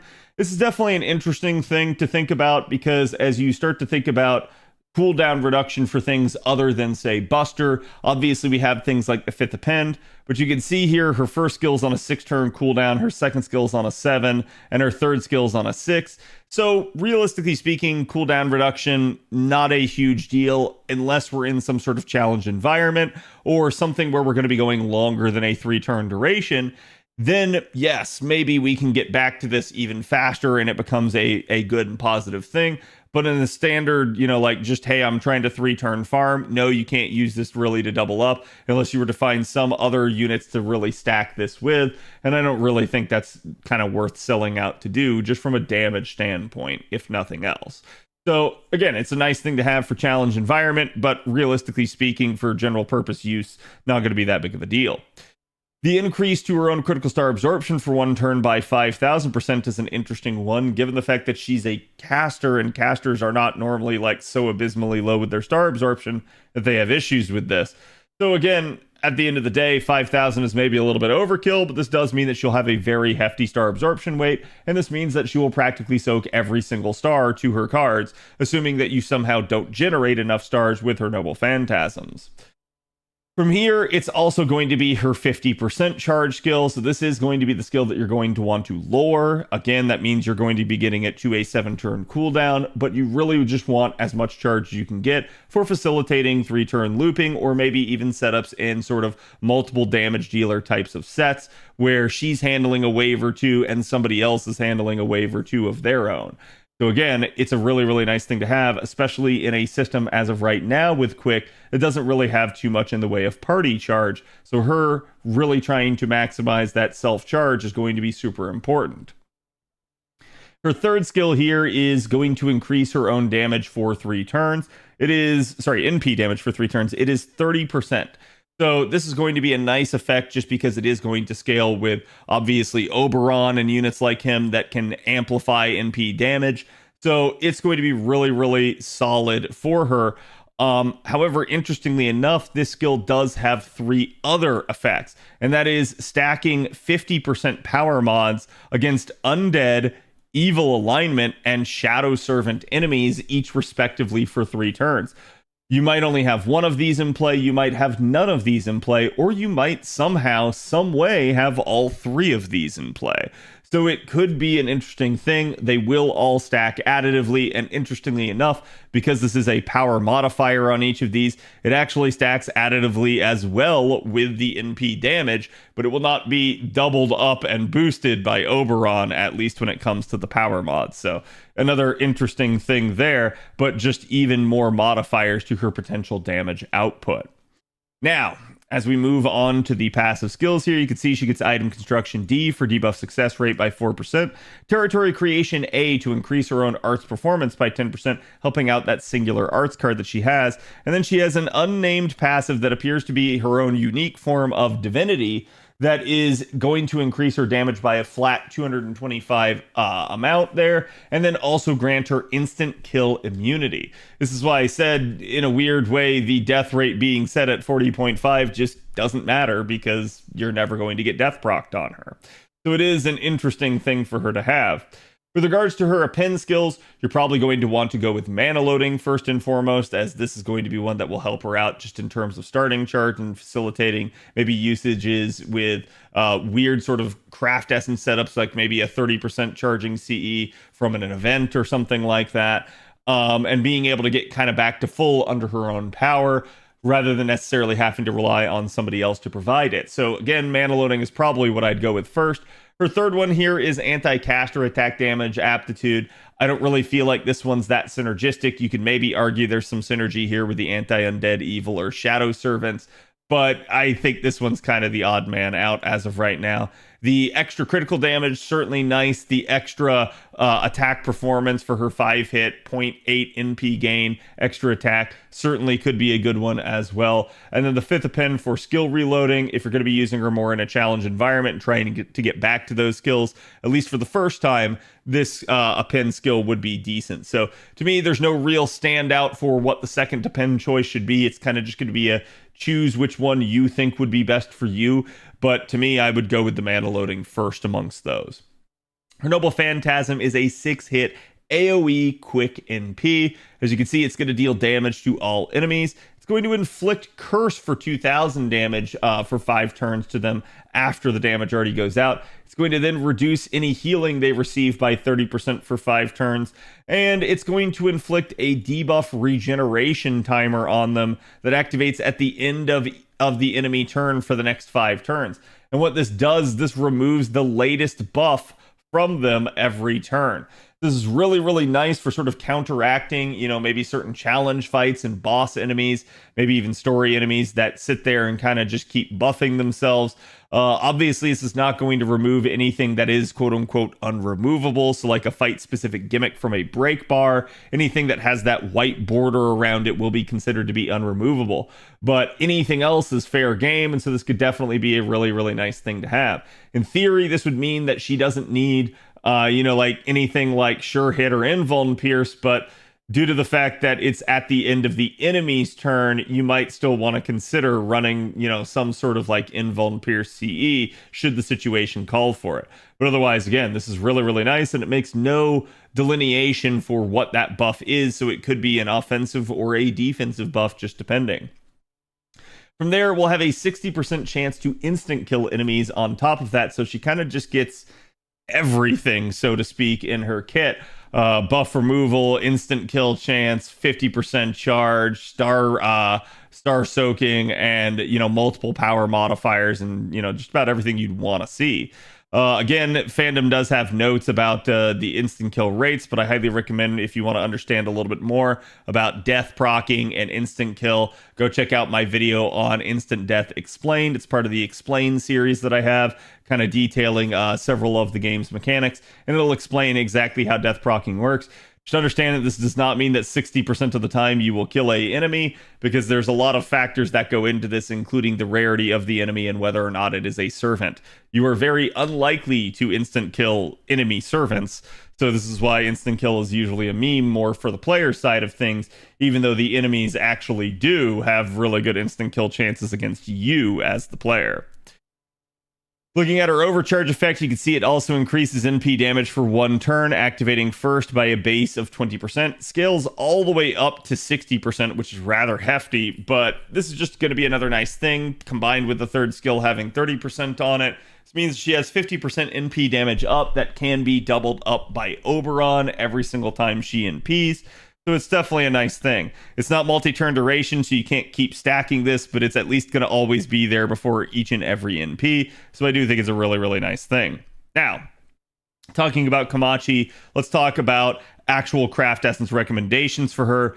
Black Grail, just going to kind of be the easy standout. In fact, realistically speaking, it's one of the only ones I can recommend because Komachi's refund is so good, as we'll talk about here in a second, that starting from 0 is really just no problem for her. So to me, Black Grail is really going to be the one that you're going to want to go with. Again, she already has other NP damage sources in her own kit, so stacking even more NP damage and then maybe doubling all of this up with Oberon, really, really a strong and potent combination for her. And then, like we said, you may want to run and ignore invincibility and invuln pierce type CE. She actually has one in her own banner, so this one is relatively nice. It's also all attack scaling. Split stats, so it's not the greatest, but I just figured this was a kind of easy recommendation for her since it is literally something that you might acquire in the process of actually rolling for Kamachi. So again, I think this is a really, really nice synergistic banner in that regard. And of course, the art is fantastic. But those are going to be the craft essence recommendations that I would make for Komachi. As we look at her refund numbers here, the refund numbers kind of are going to work like this. So with double Summer Scotty against 3 assassin enemies, so a 3 enemy wave, and it's kind of her actual niche with her being a caster, you're going to be looking at needing 0 out of 18 overkill hits to reach the 50% breakpoint that Quick normally requires. Yes, you heard that right. She will refund 62.4% with 0 overkill hits with double Summer Scotty against 3 assassins. So this is really, really just good, solid refund numbers for a Quick unit. At even 3 overkill hits, that number jumps up to 65. At 18 out of 18, the maximum potential, she is at 78.6%. So you're still kind of like capped out there in that regard. You're not necessarily going to have, again, the capacity to go higher than this without mixing in a third Scotty or something else like NP gain from Nero Bride or something to be able to get more. So you might be able to get her all the way up to 100%, but you'd have to really sell out. You'd have to get a whole heck of a lot of overkill hits. Not really worth going after. Just kind of take that 50% breakpoint and run with it. And again, remember that her skill 1 here, due to the effect of the quick card up, gives 10% per enemy hit. So this does kind of factor into that refund. Komachi herself is going to be kind of against Berserkers a little bit more hairy, but still not, because still at 0 out of 18 overkill hits against 3 Berserkers with double Summer Scotty, she'll still get to 58%. So it really doesn't matter at this point what she's facing. She will be able to easily probably 3-turn loop.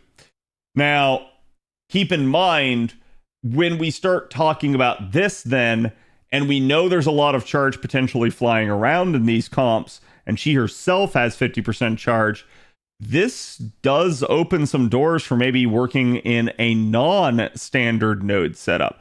This is really, really good for Komachi. What do I mean by that? So let's take a look at the actual charge scenarios here. On screen you have, we don't basically even need to denote a 3-3-3 assassin node because she'll easily do it. So here's how she'd operate with a 3-3-3 Berserker node. You can notice really no append on any of these other than the third one, which is actually a 2-2 Berserker node. But just looking at the 3-3 Berserker node, to start out with, you can basically just say, okay, we're going to go ahead and use both, like all of the Summer Scotty skills on here right there. Turn 1, go ahead, rotate for an Oberon. Crap, you can even get away with using his skill 1. It's actually 120% charge already at that point. It's complete overkill, and it just doesn't matter because she's going to refund 31%.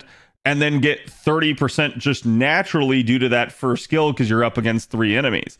From there, she'll use her own charge skill. That'll be another 50%. That'll be enough for another NP. And then essentially from there, the refund will work the exact same. And then you use the remaining Oberon 50% charge, and boom, there you go.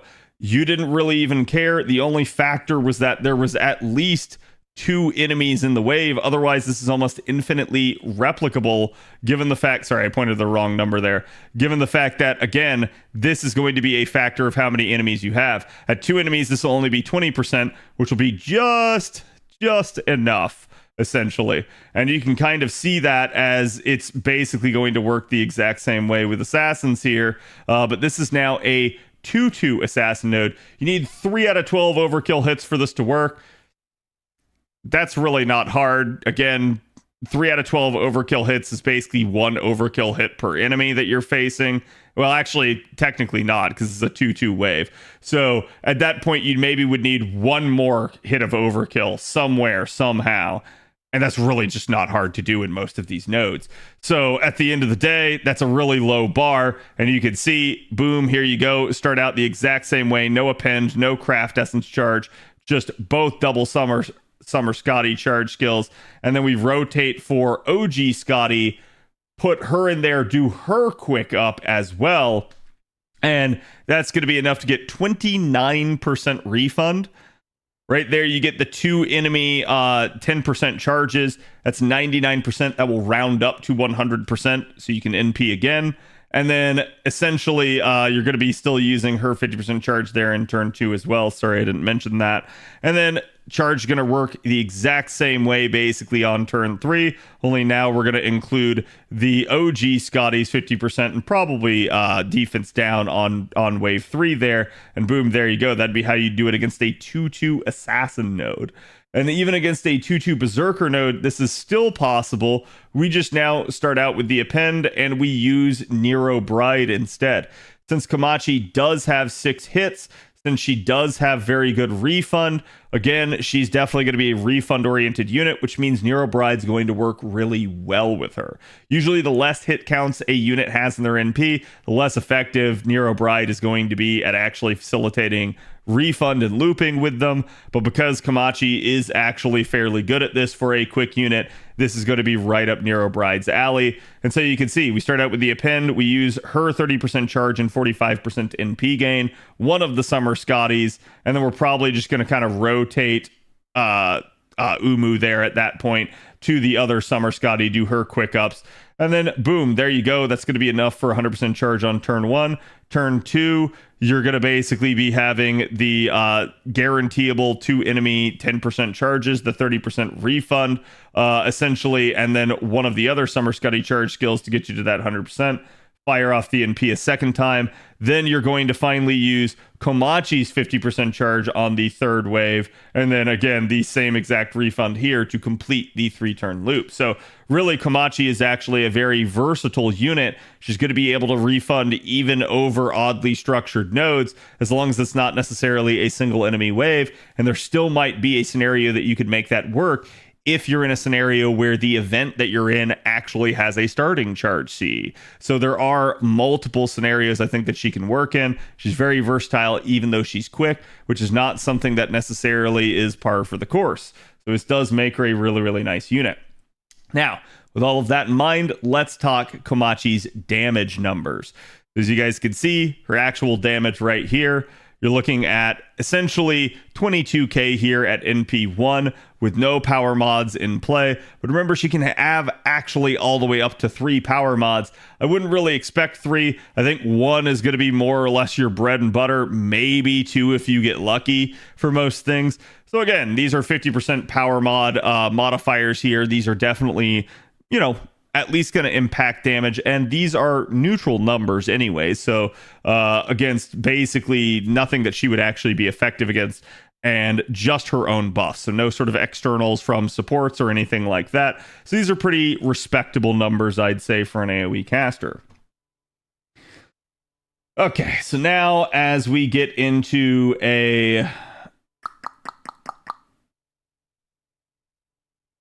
As we get into the actual damage scenarios, here you guys can see this is going to be her within her normal environment. So this now is still neutral damage, but it now includes support buffs, mystic codes, craft essences, all of that. You can see we're going to be running her with double Summer Scotty, Oberon, a level 100 Black Grail, and a maxed out Neo plug suit. Boom, here's what your numbers are going to look like at NP1, just raw. Definitely not too bad. And then with a power mod here, up to 300k by wave 3. So certainly not terrible, but definitely something that I think, you know, might not be exactly world beating. Just really, really, really solid, especially for a quick caster, which at this point in time, we know quick doesn't have a whole lot of options. So given the fact she is a Black Grail looper, given the fact she can operate in non-conventional node setups, this is definitely pretty solid for her. So in comparison, we do have other units that we can kind of look towards, and I think she actually does compare fairly favorably, especially as we're looking towards this sort of singular power mod status. So we have Alice that has come out prior to her. Again, Alice is somebody that came out with the Witch on the Holy Night collaboration event, and she's definitely another interesting one, as she's another AoE caster that's quick. And you can see here basically that you also have Forest City and Darkness battlefields, and even then you're kind of looking at very similar numbers, assuming these are in play. If not, the numbers actually dip a little bit more. I think Alice is maybe a little bit more challenge oriented than Komachi is, but Kamachi's going to have that little bit of extra sort of like oomph there. But again, you can see Alice having not just human but also man, and the potential to scale up to both. So Alice has a little bit more upward mobility, or rather I would say she has the likelihood of that upward mobility happening more often compared to Komachi. Her niches will be, you know, again, you're likely to get maybe one of these three niches, but not necessarily likely to have multiple of them at any given time. So at that point, I'm going to say Kamachi may have a little bit of a harder time, but it really just depends. Comparatively, we also have Ace here, aka Tonal Eco. She's going to be coming out this year at Anniversary for NA, and you can see her damage is just pretty stellar. She also has that 5th append now in the game that really helped her out in that regard. This does allow her to operate with double coin Skya Oberon, a level 100 Black Grail, and just really kind of pop off and double up her damage. And you can see there, even without looking into her evil niche there, basically you're already at 357k. So Ace, kind of known for her damage output, she is still the strongest AoE caster in that regard. And so this is where I think her being able to hit these like 300k numbers in terms of Komachi is actually a really good thing for her. This does mean that she's not completely trounced by Ace, and there may be other reasons to use her, especially as you start getting into the scalability of her power mods, if you can maybe get them. Now, Daiko Kuten was another one that we mentioned. Daiko Kuten will actually, ironically enough, be stronger probably on average if Earth trait is in play. And this is just NP1. So if you're somebody that has rolled for a lot and gotten multiple copies of the rats are actually a really, really solid, scarily good unit for what they are. And like I said, I think it's one of those units that a lot of people just sleep on. But it is what it is. And then as we compare, we also have Summer Wu. She's another summer unit that's going to be coming. And she's definitely someone that's not really known for her damage. She's more of a setup unit for undead and stuff like that. So to me, I don't think her damage necessarily compares as favorably. But I also think she's a little bit more of a 4-star that's maybe a little bit more unique and not necessarily meant to be your 3-turn looper type of deal. And then last but not least, we also throw in a comparison right here to Rasputin, somebody who's currently out on NA. I think if we start to compare to Tiamat, things start getting pretty insane. But this is also just a factor of multiple things. But keep in mind, Rasputin, his numbers here, while they definitely look good, especially against the evil niche, Rasputin is an alter ego, so he only gets that 1.5 times modifier against like say assassins and stuff like that, whereas Komachi will get a 2 times modifier against assassins for her damage. And that is what I mean when I say that these are neutral numbers. These do not include any sort of class advantage modifier. So the numbers can definitely go up from here, and they can definitely get a whole lot better. But yeah, I do think Kamachi is a very good, very solid unit. If you're looking for an AoE quick caster and you're maybe not a huge fan of the rats, I think Komachi can absolutely fill that niche for you. She definitely has some really nice challenge applications, I would say, particularly with that first skill. And I do think that she can be a solid damage dealing farming caster on top of that. So to me, I think she's a good all-arounder. She's definitely somebody that you guys should pay attention to, at least in the short term here. And we'll see.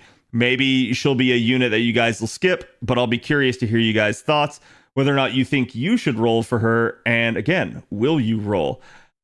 I'm obviously somebody that's going to kind of be in the wait and see approach, especially as we see for the third ascension and everything coming out, but there's already some hints out on JP. Please don't mention any spoilers. But again, I'll be curious to hear you guys' thoughts. Thank you guys for watching, and have a good one.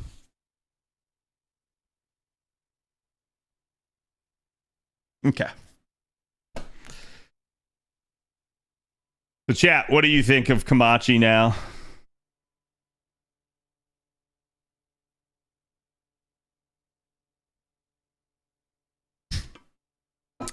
Helps that I look sacked. Yes, exactly.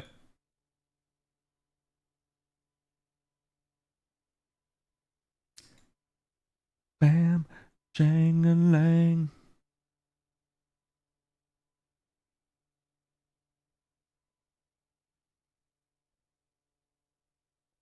She's good. She's interesting. What about you, Kat? Are you going to roll for her? I think that to a large degree, so I was talking about this the other day. I don't have the rats on my JP account. This is an interesting one because the fact that she's AoE quick, she is definitely a nice unit for me to pick up. However,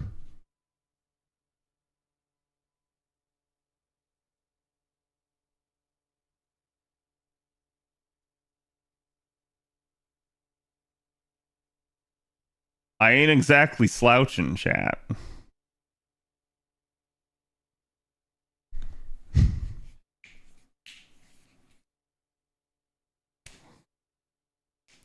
I have Big Hat Morgan. So Big Hat Morgan kind of precludes the need from a damage standpoint. So it would just be like, do I want a quick variant, right?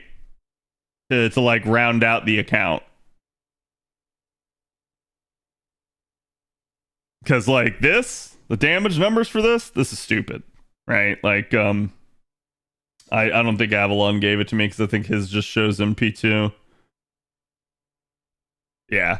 So for instance, here's NP2's raw numbers, not even including anti-evil or man or both. So now imagine that mine is NP3 and mine is 106 on her way to 120. And it's I don't think damage is an argument for me.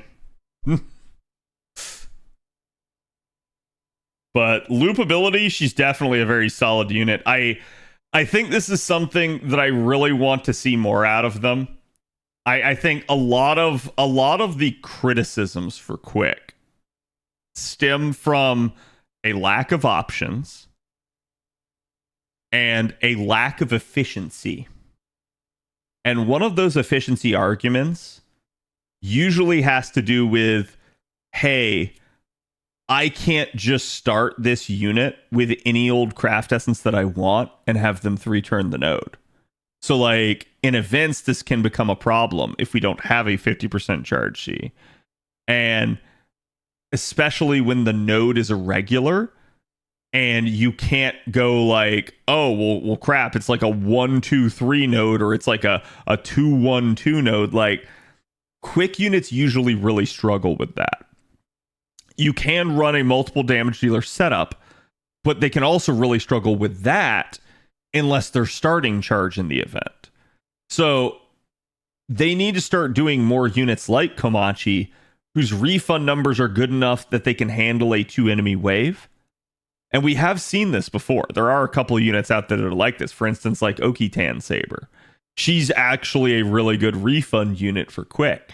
And that's one of the reasons why I really like her, is because she feels like she's designed with the future in mind, as opposed to a lot of quick units are not. They're designed kind of with the old, like, old guard mentality of like, well, it's just going to be a 3 enemy node. And if it's not a 3 enemy node, suddenly they really, really struggle. So I think that's like kind of a big thing for them at that point. For skill once per target, yeah.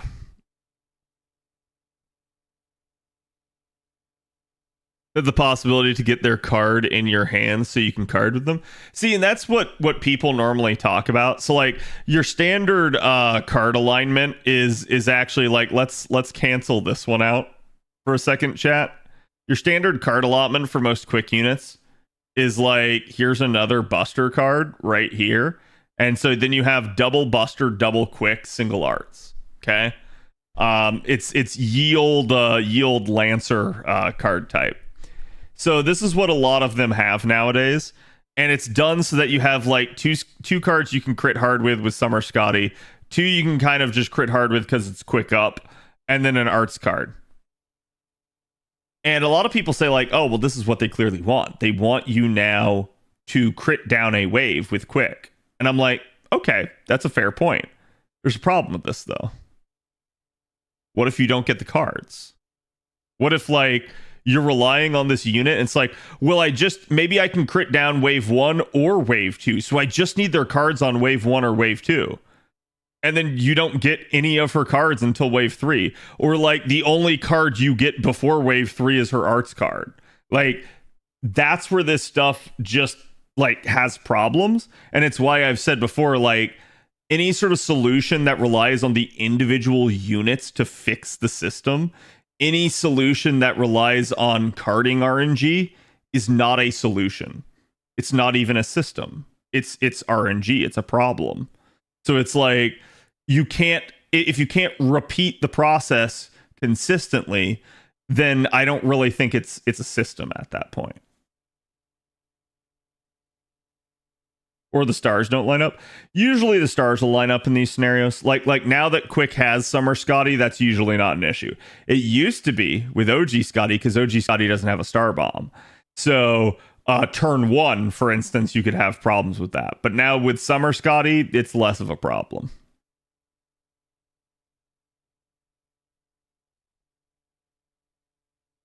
Another targetable 50% each. Sounds a little excessive. Stars are not an issue right now, yeah.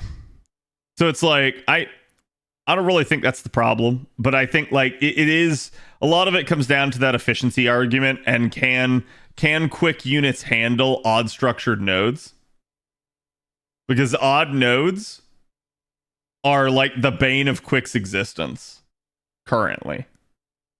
And it's like, yeah, maybe you crit it down, but it's like that's inevitably, it's like, oh, you know, like 80% of the time it works, and then 1 in every 5 runs it just outright fails, and you go like, fuck.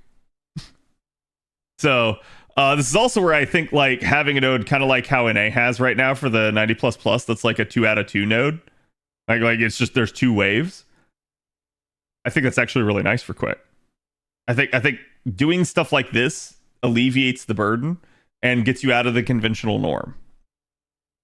But the second we end up in a node that looks like this screams like either use DPS 1 and DPS 2, or it screams like, yo bro, just use Buster so I don't care about the refund.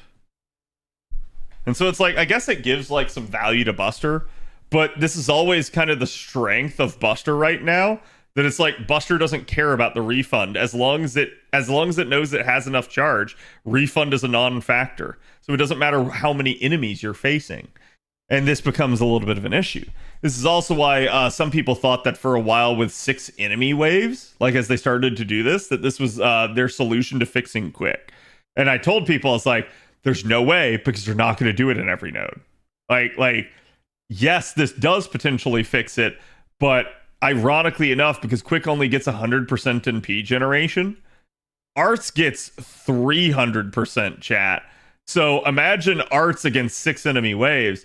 if you're a unit that has a like damage scaling overcharge, you are now like maxed out because of a 6 enemy wave. So it actually benefits arts even more. It's really kind of sad. But yeah, it's like Quick just got the raw end of the deal for stuff like that.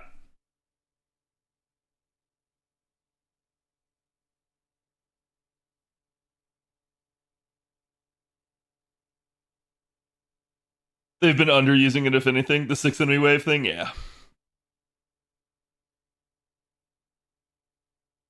The other is survivability being locked to her arts card, which makes it very RNG heavy. That is true. And the fact that it is only like a 1-turn duration, I think, is somewhat of an issue.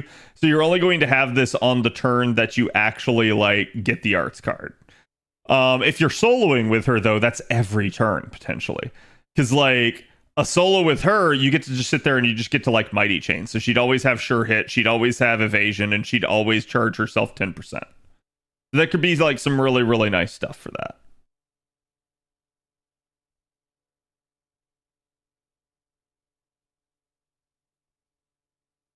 Honey, honey.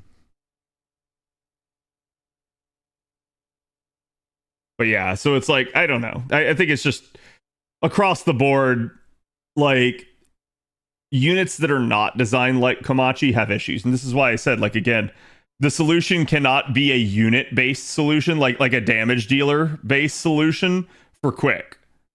Because, sure, this works perfectly fine for units like Kamachi. It works perfectly fine for units like Tai Gong Wang.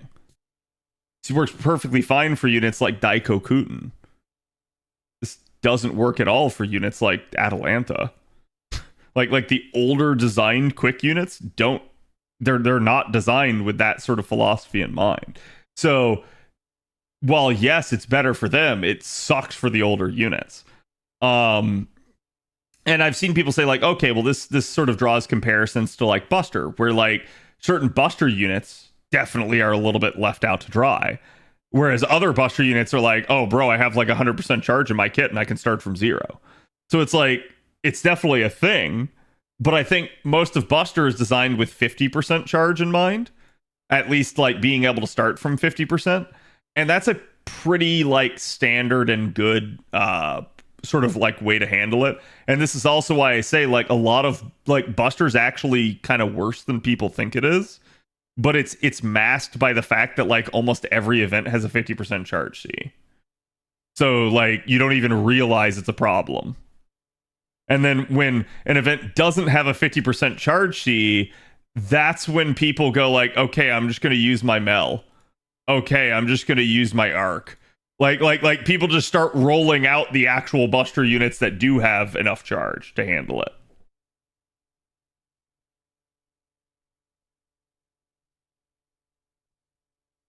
God, you guys are going old school with this. I'm familiar with all the songs too, because my parents love these.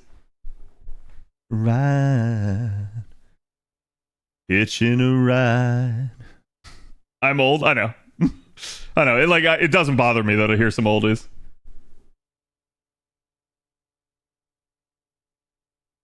At least besides the 2 CBCs, we've had an event that had a 50% C. Yeah, which is wild, right? Like, it's wild that every single event has had one. Actually, do we have one in the current event? It's our point C in the current event, isn't it? God damn it, why did I click on Fandom? Of course Fandom's not going to have it. Oh wait, no, hold on. Fandom maybe has it. No, they just have a picture of it. SMH. It is what it is. Oh god, why did I click randomly on Fandom in the top? It's me thinking it's the home, but as you can see, as I scroll up, it's this. As I scroll down, it's this. Losing Castoria is rough for farming.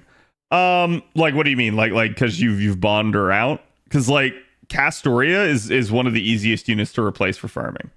Because like what you do is you take Castoria on support, and then like you use any number of like combinations of 2 other supports to compensate for the lack of another Castoria.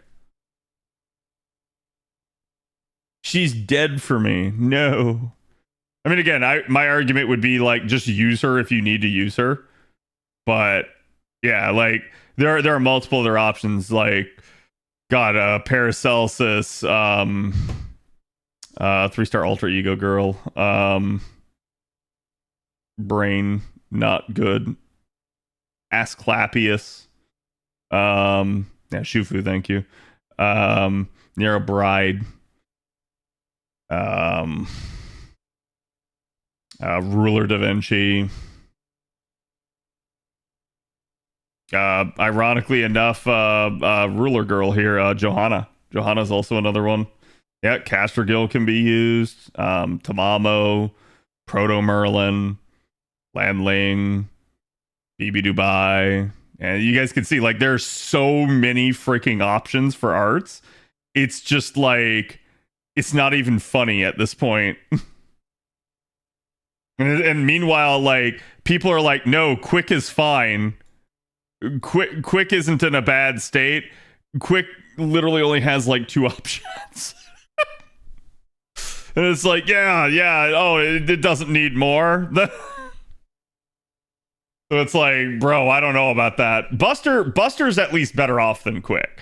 Buster's not even close to arts, but Buster at least is better off in terms of its options. And all rarities too, yeah, pretty much. All supports will become art supports in the end, like Asclepius. Yeah, I'm totally expecting like Reigns to just get a buff one day, and it's like art's up, and it's like why? Like I'm expecting this to occur, and it's just gonna be like they're just gonna keep giving you more options. Quick's multi DPS options are a bit rare. Yeah, it's not like I said, Quick needs a good 30% charger. I think if they get that, it'll really help. Really help. So I think it's just become kind of a problem. Electric Avenue. Do.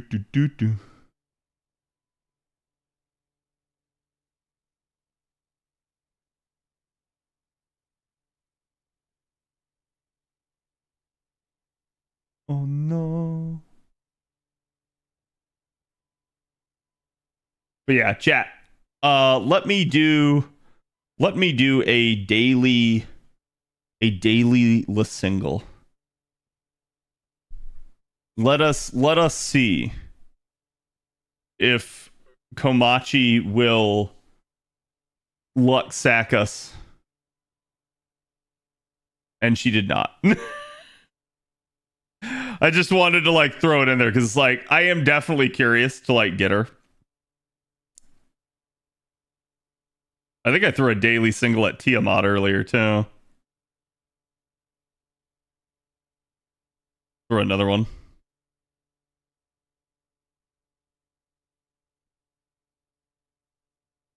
Well, that one thought for a second.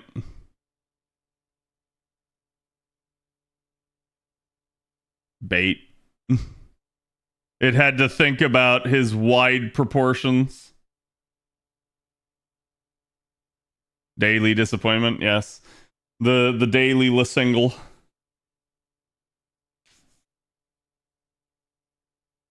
Huge pickup, yeah. No, I just like I said, I do like her kit. I think she is a unit that I'm at least like juggling around in my brain and asking myself, do I really want her? I think a lot of it's going to come down to like what that third ascension actually looks like. But we'll see. We shall see. And in the meantime, like I was saying, chat, JP literally has all nodes available. All of them except for the last 2. So we can already kind of just power our way right through all of this. This should be the silver node.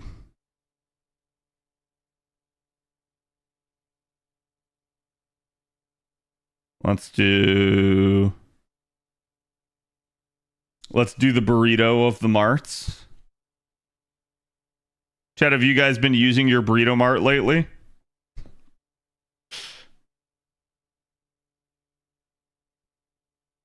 The last two only take 5 days to unlock instead of a full week. Yeah, I think it is good design. I vastly prefer when they do stuff like this. Oh, I got the random ascension. That's the full blown mech. Rider Slayer. Yes. Shit. Is that the charge skill? Feel like it is. Yeah, because that's not. Though I think that skill also has her NP gain on it.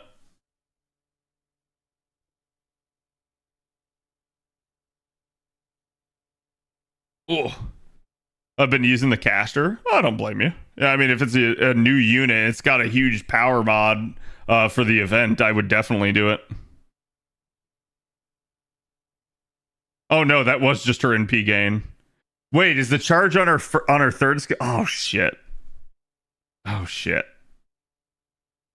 Okay, get in there, Waver. Your time is now.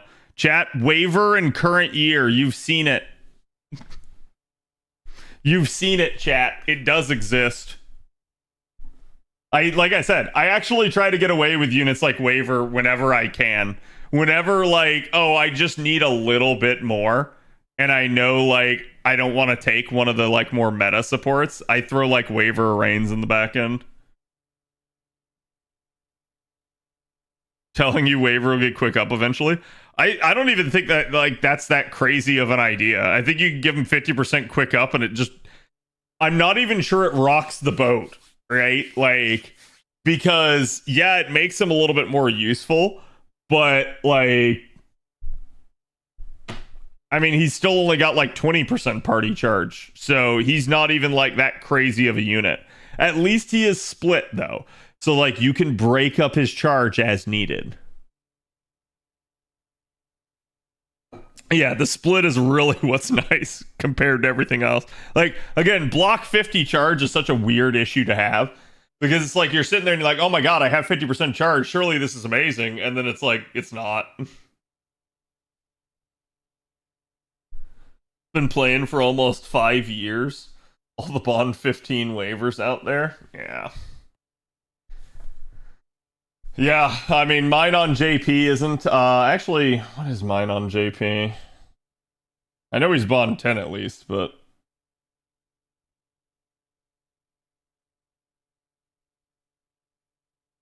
Yeah, so he's just Bond 10. He's like maybe a third of the way through Bond 10 all the way to Bond 11. But that's exactly why, like, he's getting used, because quite literally I'm sitting here and I'm going like, Now my Summer Scotty, okay, so my Summer Scotty's not as bad. I thought she was Bond 12. So she's not as bad. My OG Scotty on JP's the bad one. That's the one that's like, oh god, that one only has a little bit of time left.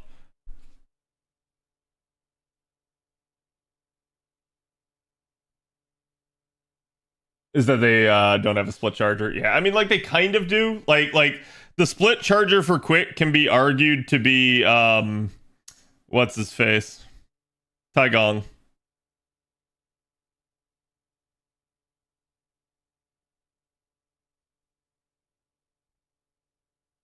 Brain, where is he? I know I have him. Okay, there he is. Yeah, Taigong Wang is like your actual split charger on JP, and it's like, I don't know that it's enough, right? Like,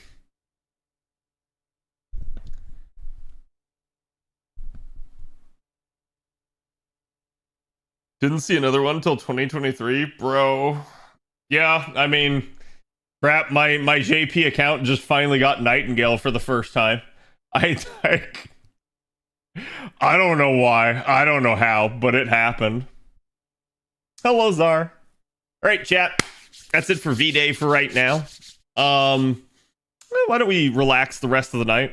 And by relax, I mean mull, because it's going to be some rivaling.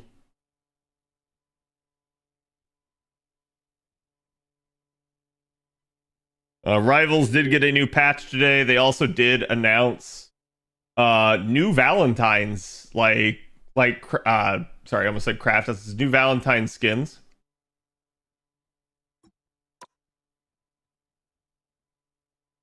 Oh, we rivaling? Yeah, we can rival. Just kill the squirrels, easy. Bridal Sue? Yeah, Bridal Sue. So my favorite character is getting a bridal outfit. Rivals has been out for like barely like more than a month, and they've already thrown in a bridal outfit for one of my favorite units. I'm actually like, I'm surprised that FGO still hasn't done more like bridal outfits and stuff. I feel like that's something that they almost should do at this point, is like for every unit in the game, they should just go back and give them a 5th Ascension. And that 5th Ascension is like literally just a bride form of it. Like actually let you like wife or husbando each one of them. Green screen? What? Chat, come on, you can't have everything. Now you want my green screen too?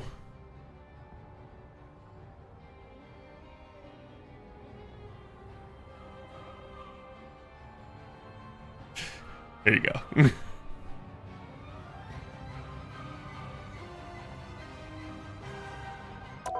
But some characters don't like... Some of the characters don't like the master. They're just tsundere. Come on, like give me a character that doesn't like the master. Like in actuality. Because I feel like every character is master sexual.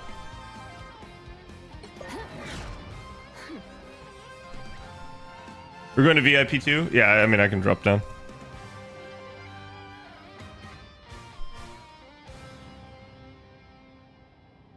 Again! I have that set to my Discord notifications. Screen is zoomed in. Come on, chat. Always with the complaints. Always. Look, I don't know why this game does this to my capture card. It's wild because it affects the capture card that's not even plugged into the screen. Tomoe still loves her husband. Yeah, but she still loves you too. Like, just because they maybe have another obligation doesn't mean that they don't like the master. Best the game has ever looked. All right, I'll give you guys like one more minute. Actually, they didn't update the store for this stuff yet. I feel like I heard it was coming out tonight, but I don't think it's till tomorrow. I didn't see any update when I booted it up. Yeah, these are the two currently new skins, and they're both legendary skins. The ones so we're getting Groom Mr. Fantastic, and we're getting Bridal Sue Storm. So like both of them are also going to be legendary skins, which legendary skins come with like their own like animation and like MVP screen and everything.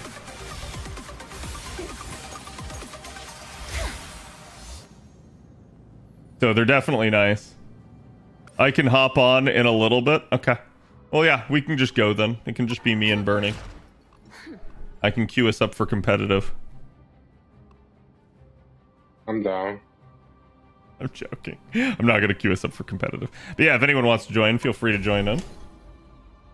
Oh.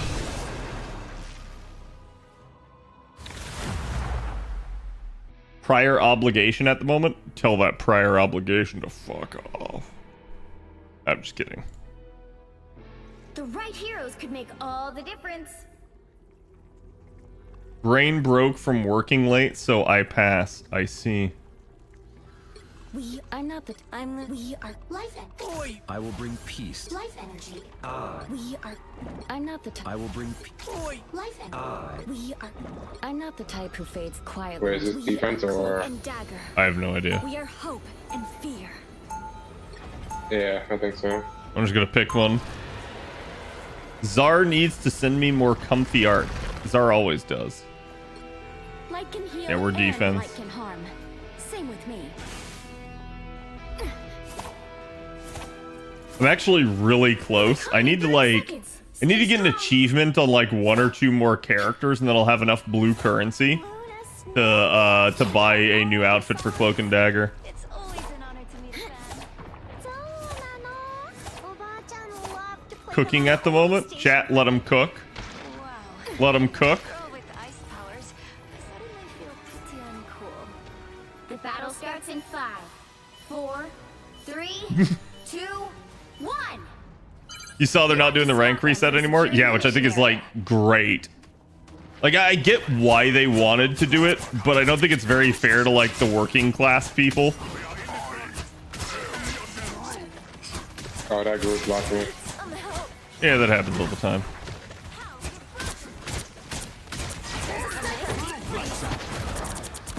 My time to shine. This was the Dark Lord.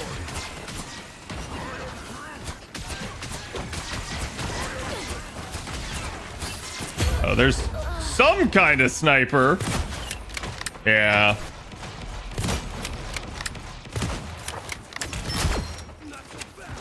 Okay, blind firing into the team. I'm not worried about that sniper now. If that's how they operate, yeah, they might occasionally get lucky, but that's not like a god tier widow. Got here, what did I miss? We went over the new unit for JP and went through the Valentine's Day event. Oh my god, she got fucking melted. Oh boy. Yeah, it's not gonna matter.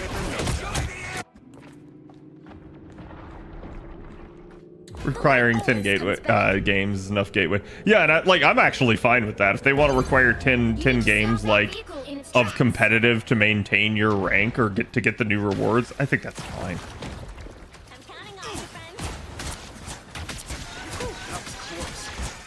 I do wish this Hawkeye would land a fucking shot though. This is just a quick play match that we're in. But yeah, I didn't, like, in the grand scheme of things, it actually didn't take me that long to get the gold. So it's not, like, a huge issue for me. Oh my god, dude. Yeah, that Groot is, like, actually hard fucking you. Yeah. That's a healing bubble, by the way, burning. Now it's gone, so... Okay, no. Bro... I hate that the Bucky hook can do multiple people.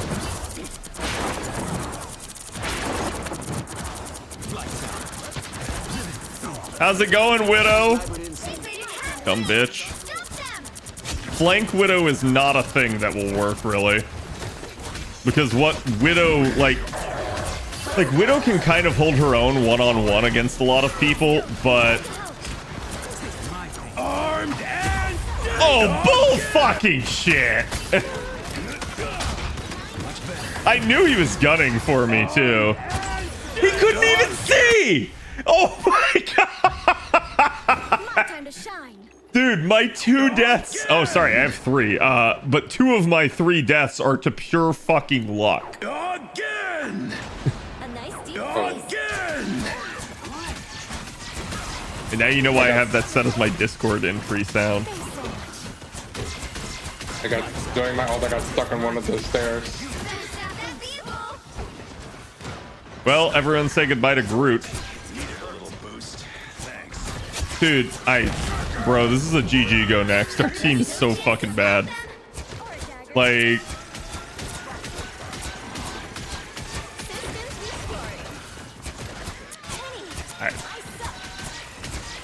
I pressed the wrong thing. I was just gonna say, you should have backed off. Like, they're clearly hard pushing right now. And I can't keep you alive through the whole fucking team. Okay. I'm just... They hit a checkpoint. Now might be a good time to stop them. Widow, no. Yeah, you can keep hitting me all you want, Widow.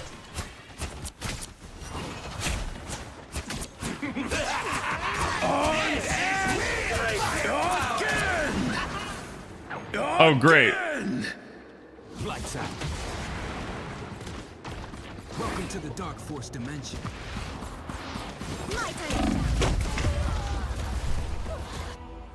Can't even get away from him. I'll be ship-shape in no time. Firing down main is the right course of action. Oh, no, it absolutely is. Like, she's far more effective doing that than trying to flank us.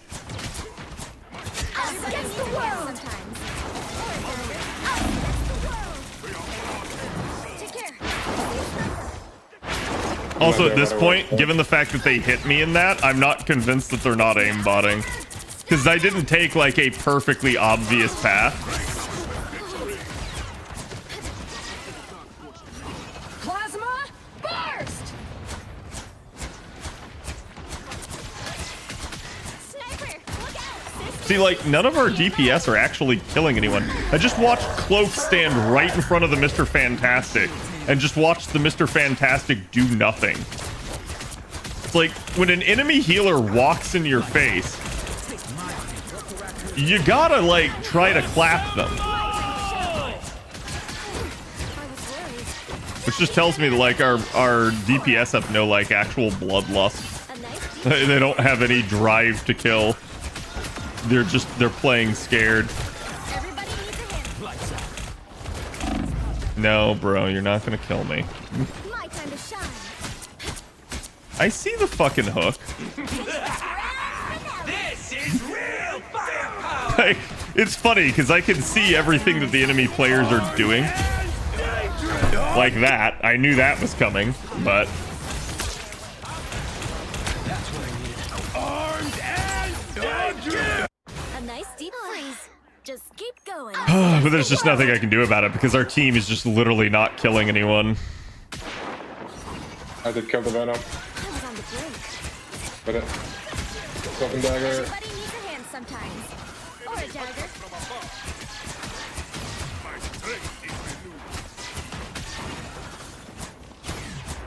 Powering up. That's what I needed. He stopped the Fucking Widow in the hallway. Dude, fucking kill that bitch! Holy shit, DPS! You got a freaking cloak and dagger out front of their team, and they ain't doing shit to her.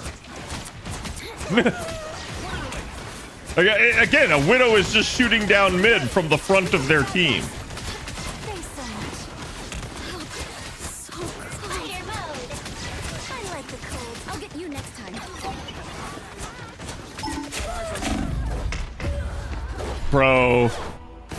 The fact that they switched to magic now after all of this is so cancerous. Like, that's the captain that switched. Just keep going. And that will work. Armed and dangerous. Grand finale.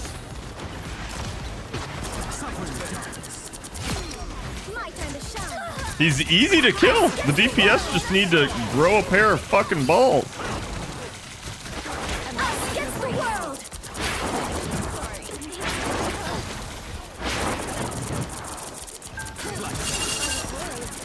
See, like, look at this. Why am I cleaning up the DPS's failures? Plasma. Glad to help. First. Oh my god, Widow, get off me. Your F.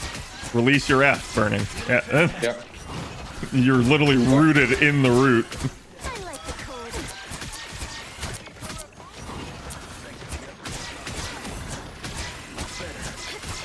I was a little behind. My time to shine. Powering up. See, now they're actually doing some shit. And I think it's because that dude switched to BP. He's actually backline ganking them. No, bitch. That was a good freeze, actually, by her. There we are. Their Bucky's still going for it. Your store help, remember? A nice deep freeze. Something down to 30 seconds. This is real firepower. Us against the world. Nope. World.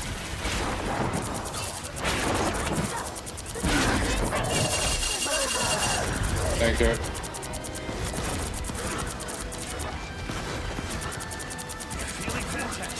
Fuck you, Rocket. Yeah, fuck that rocket. Armed and dangerous.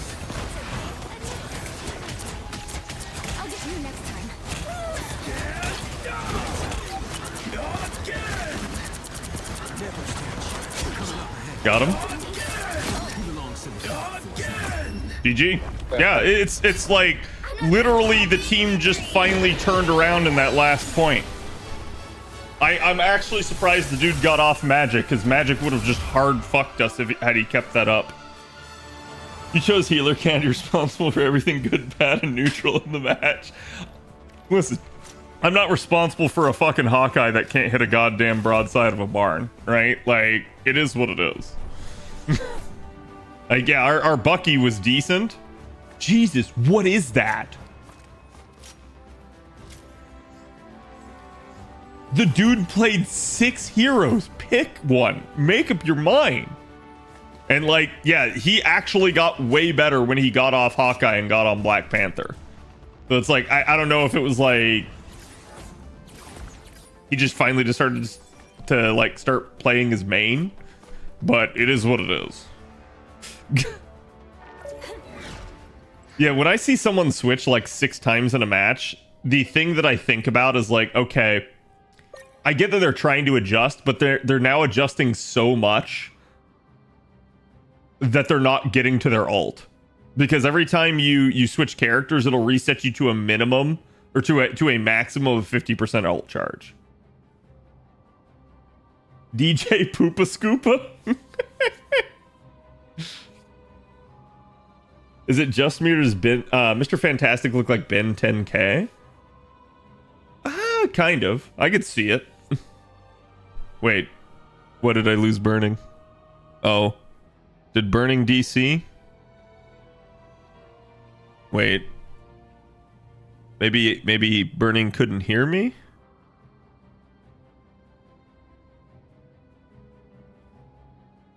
Again! Burning, are you out there? Yeah, I don't even see him online, so I think burning DC'd. Well, I guess we can play a game without burning. Because I don't know how long it'll take him to get back. Isn't playing a character in quick play the best way to learn a character in Rivals? No, because Rivals has bots. Like, yeah, to a degree, right? But the understanding is that, like, if you're doing really poorly, switch off. But there are some people that will refuse. And it's like, The right heroes could make I don't know what to do. I'm not. I will. Life. I'm not. I will. Life. I'm Luna Snow. Like the moon, I shine in darkness. Try to play Luna. It's been a hot second. This means I have to learn how to aim again. Triple support. Oh god. I just hope the Jeff is good. Like at damage. If the Jeff sits there and tries to heal, there's no fucking point to doing this. Catch you later, King. Yeah, I wonder if Discord is having issues, but given the fact that he's not even in the game, I assume it's more than that. Stay strong. Oh, wow. I used to have an enchanted sword, too. Were you the ruler of a demon-filled netherworld as well? No, I was just a guy with a cool sword.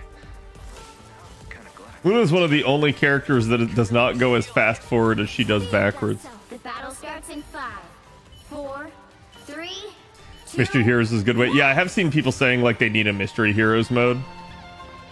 I'm okay with it as long as they don't make it like a weekly requirement type thing. You need to stop that vehicle in its tracks. Bro, you got kidnapped, my dude.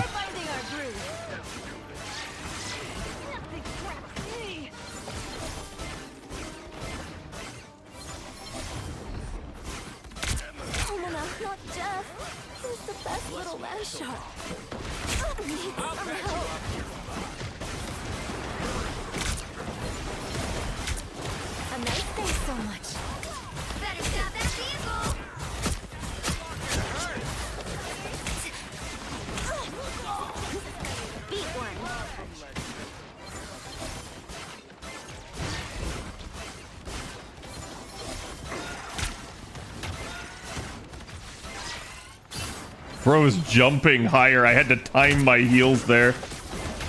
You're welcome. Hostiles coming in fast. God damn it, dude. I should have just pressed the shift.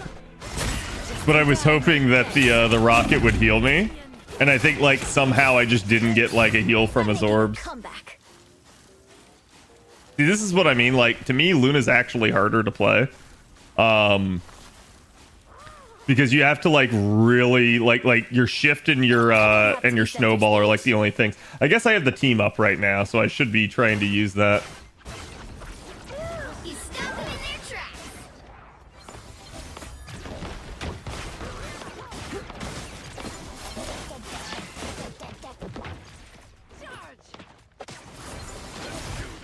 Dude, I don't even know what the fuck their team is doing.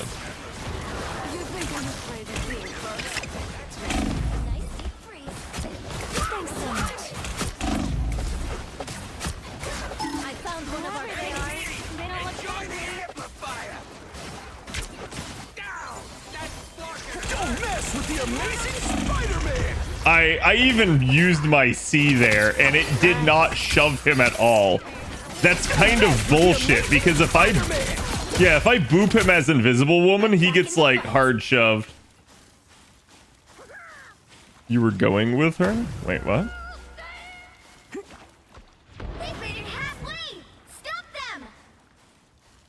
So I should have probably used ult there instead.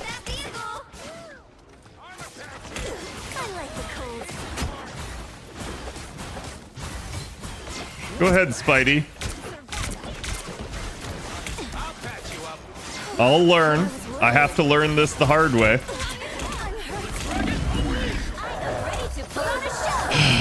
Bro, I didn't really want to blow my ult for something like that. Systems restoring.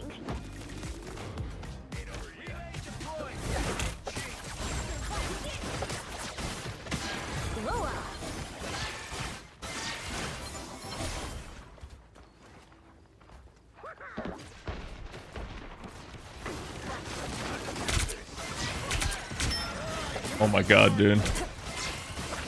I'll patch you up.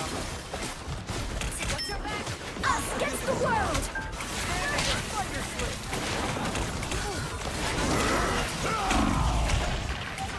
Dude, I'm getting hard dove, and this is exactly what I don't like about playing Luna.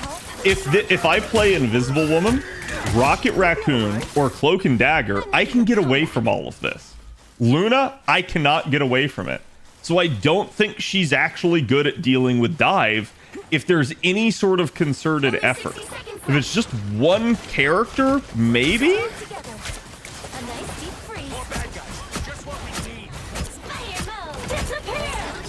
But see, look, behold.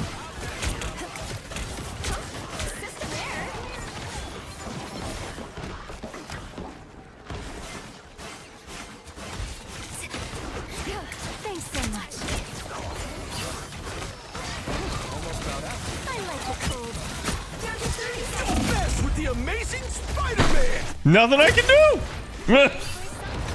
The Spider-Man is just hard fixating on me. It's like I can't stay alive to do anything against him. And I was already using my shift to heal myself there.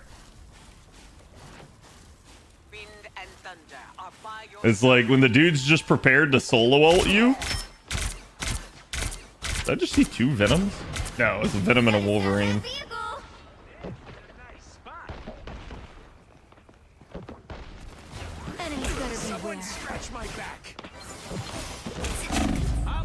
Bro.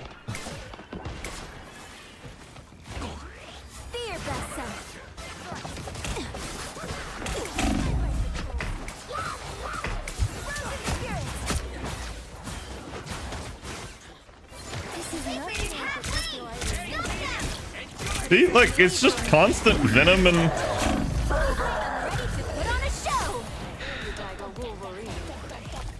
I don't want to do this, but I'm having to do it because no one's playing counter dive.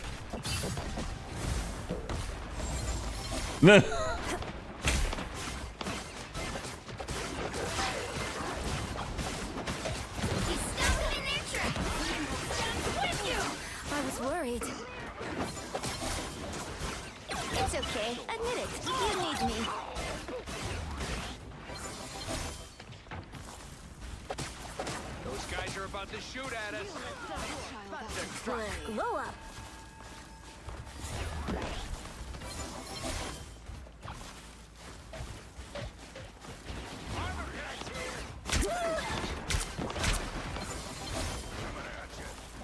He's still putting their trap. Incoming.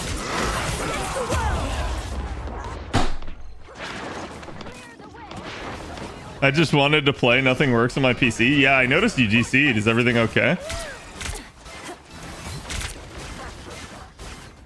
A nice deep freeze.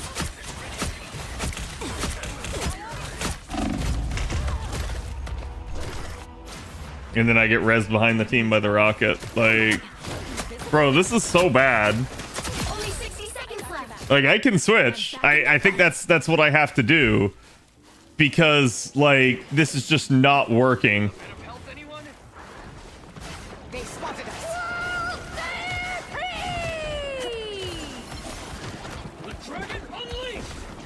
Disappear. Better beware.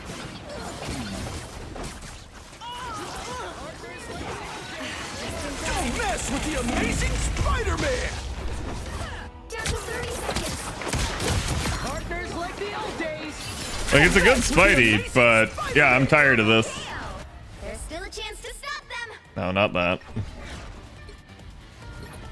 Light doesn't dispel darkness. It helps me see the darkness and face it.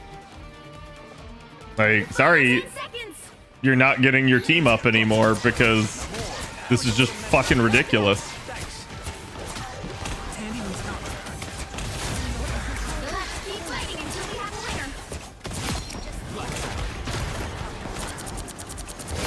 winner. Yeah, what's the matter? You can't bully me anymore. I literally just turn around and fucking kill you.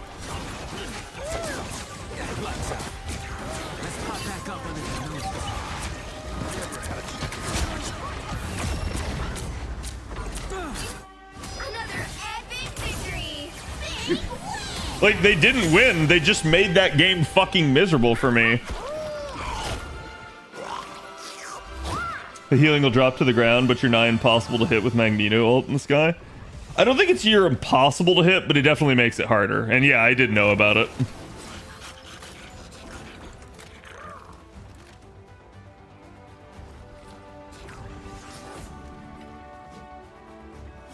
Yeah, I don't know that this dude did anything. Dude,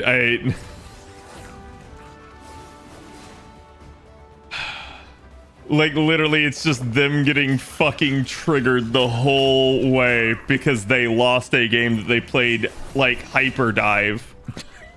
And I know why. It's because you fucked them up, AK. But it's like... Yeah, oh, and the Jeff, I guess. The Jeff was actually popping off, which makes sense because I rarely saw the Jeff. Played the most meta DPS, yet we're still unnoticeable.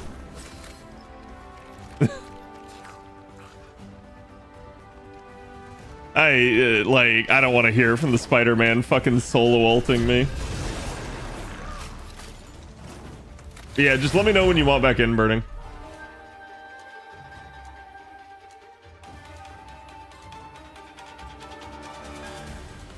This is a crash out. It's freaking hilarious because you see these people and they hyper fixate on the healers, but they lose the game because they won't even do the thing that they actually need to succeed. Who are you calling a raccoon, huh? Okay. I can play anything, Mordred, so whatever you want. Who are you calling a raccoon, huh? I think I'll start out as Rocket and we'll see how this goes. And if it's bad, I'll just switch. Like me. Like, I'll switch to Sue or something.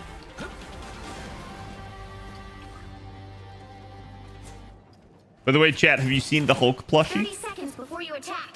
It's a big ass Hulk plushie. You can even put your spray on it. He killed it! Like me. There's no shooter like me, He killed it! It's fine. I don't even really mind.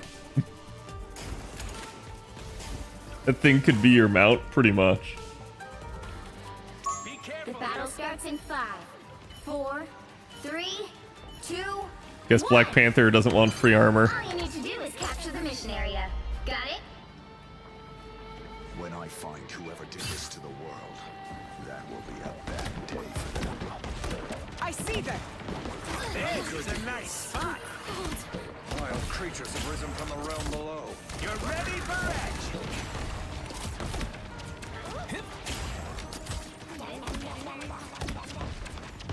Good medicine. Oh God, go through there. There we go. I'm just dying. You're ready for action.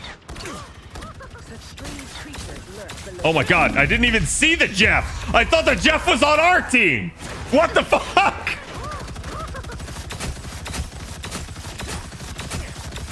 That's just me being bad. Rockets, launch it again. I was like so fixated on like the why the fuck is the Punisher turreting right over there? I'm good to go.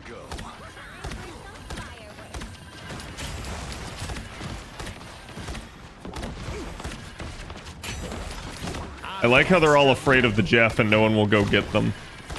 Enemy in front of us. You up. Relay deployed. It ain't cheap.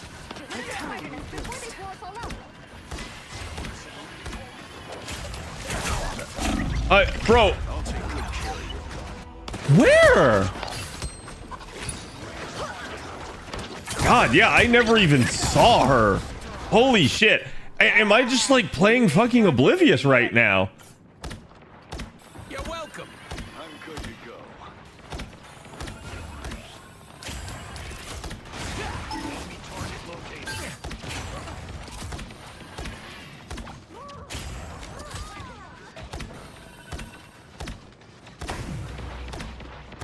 You're welcome. I have not seen doing this my way. Good medicine. Wait, where did he go? I just hear that he's doing it his way. Oh my God, bro fucking died with his goddamn ult in the back. I'll patch you up. Look, itsy bitsy spiders. I'm good. I'm just dying. Castle wins down fighting. Well, at least the grossest part of the battle is over. They exploded. Bro, I was unaware that you could blow up the entirety of the building. I feel strong again. Like, I did not realize that was a thing. I'm back, by the way. Welcome back. Protect your king. Oh my God. Bro, like, fuck off! Where is everyone? I can't even get back to the fucking team. I feel like I'm just completely, like we're just completely uncoordinated and incapable. God, this is an Invisible Woman game. It kind of has to be.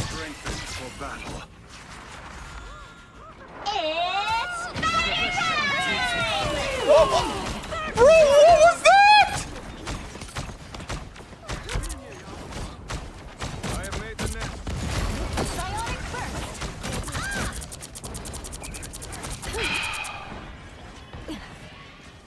Only 60 seconds left. This is gonna hurt. I'm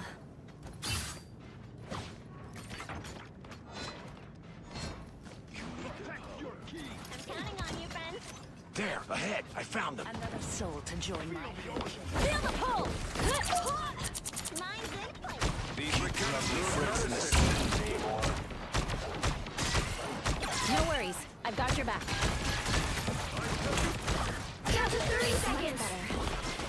Time for some fireworks. The Squirrel Girl's like actually the one. I think that's fucking us hard. Leave them to Kamachi. It's Namor's disgusting Disappear! Invisible?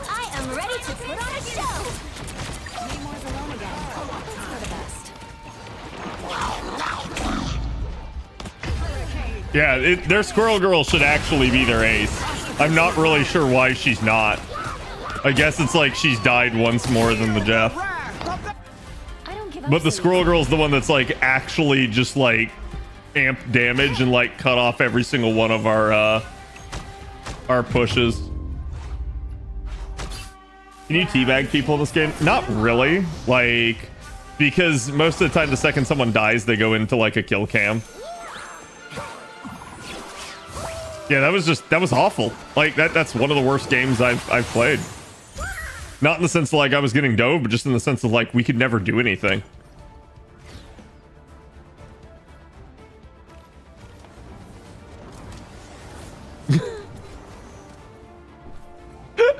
Like it's, and again you can see because like look at, they even had a higher healer than us. We couldn't heal these people. They just got blown the fuck up.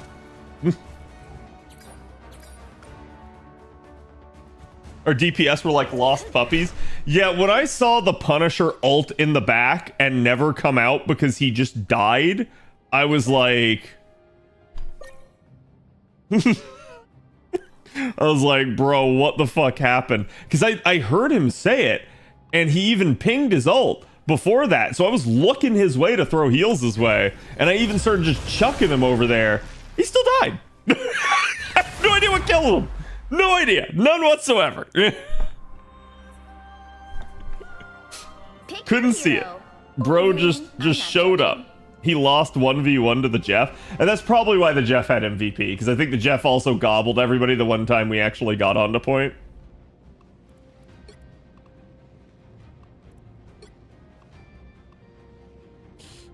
Alright, you want tank or you want me to take it? Okay. I'll take it. Well, you have it, but... Alright, I'll take other tank, I guess. Open your eyes. The strange game. Reality is but an illusion. The time entanglement is a vexing problem, even for the sorcerers. Unless you want me on damage. 30 seconds before But I'm not sure this is a good one for burning to solo tank with. Folks like these, they might have powers, but they Maybe we can go through healers. guys, I need to... good for how old they actually are. Living weapons. Right, that too.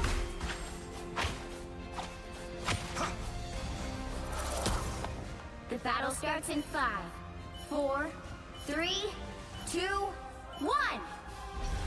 All you need to do is capture the mission area. Got it? Power. So this is the end of all that is, eh? None on my watch, darling. Chat, you get to see a rare tank game out of me. Gear up, we're ready. Here come the bad guys. That's bad. These fighters are cute, but that may need assistance. Chin up. Looks like the mission area is yours to capture now. I'm trying to help. Ah, shit. I forgot about the E. It's been a hot second since I've touched range. Capture the mission area.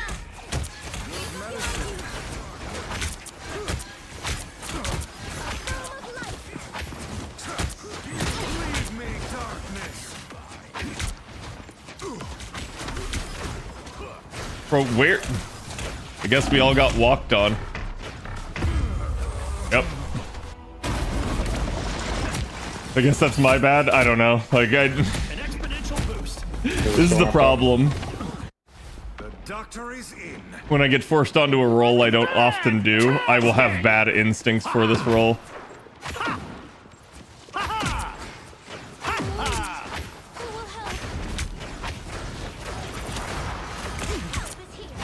Good medicine.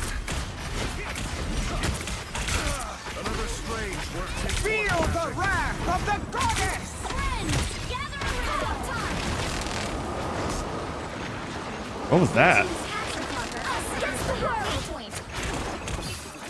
I'm so confused as to why she, like, only hit burning. We are undefeatable. By the eye of Agamotto! I'm opening up. No, what?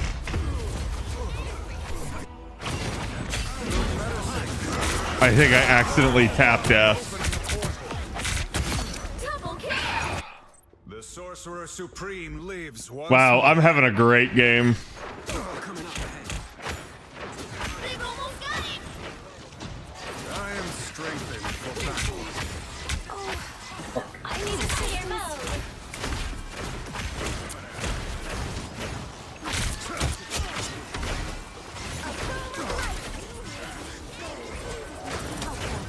Track this enemy.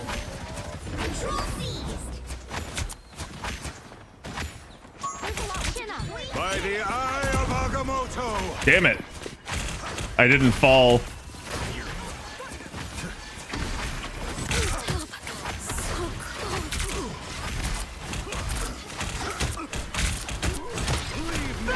Fantastic! Good medicine.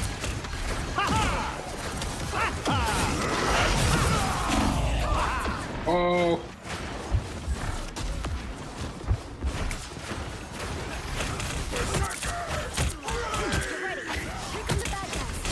Against the world. Wolverine loaded kidnapped me, sent me into the. No, I know. There's nothing I can do. Fucking. Control lost. No, I mean I was literally in one of the cloak and dagger ult, but probably not enough to be healed by it. I'm not Cloak and Dagger. Whoever our cloak and dagger is, then. Yes. There is only one Sorcerer Yeah, Supreme. I'm your co-tank. This is why this is going so bad. The strange result. 30 seconds before you attack. Get ready. Doctor Strange, wow. We're in this together, Tenderbowen. Get the stars out of your eyes and let us fight. The fate of many worlds is at stake. It is a mighty quest. The battle starts in 5, 4, 3, 2, 1. I don't mind as long as everyone's gonna have fun with it. But if people start getting salty, it's like they can fuck off. They're the ones that forced me on the tank. Please.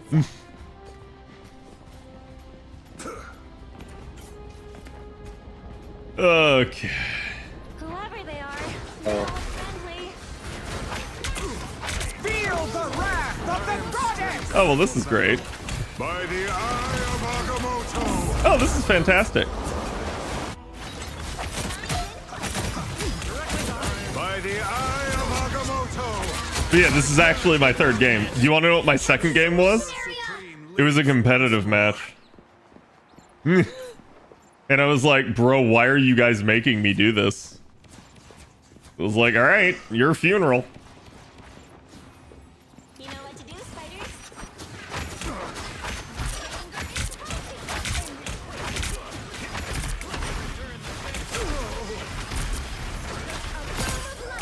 We are undefeatable! Friends, gather around!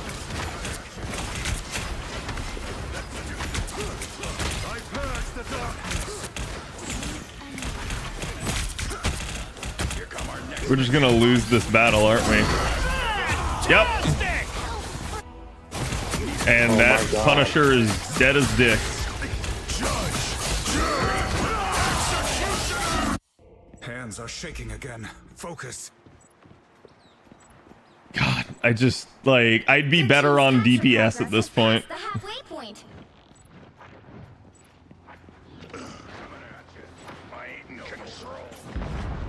Help. So cold. I also need to just be portaling. Castle went down fighting. I am strengthened for battle. Why we stop, fighter? Oh, what the fuck? No.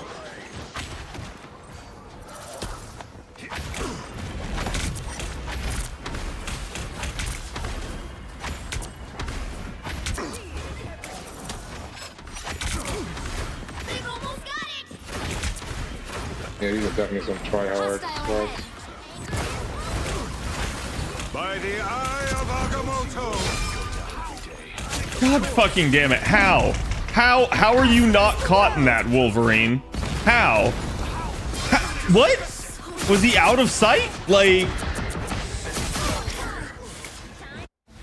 sorcerer You'll have to keep supreme fighting until we have a winner. It doesn't fucking matter. I'm opening a portal. Yeah, it's just...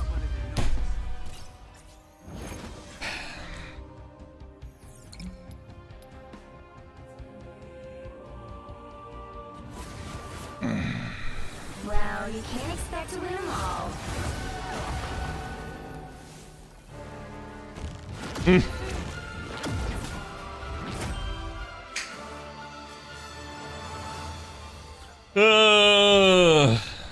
All I can do.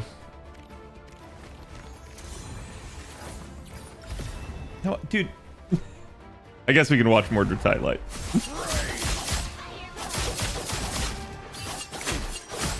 He's hitting the wide man.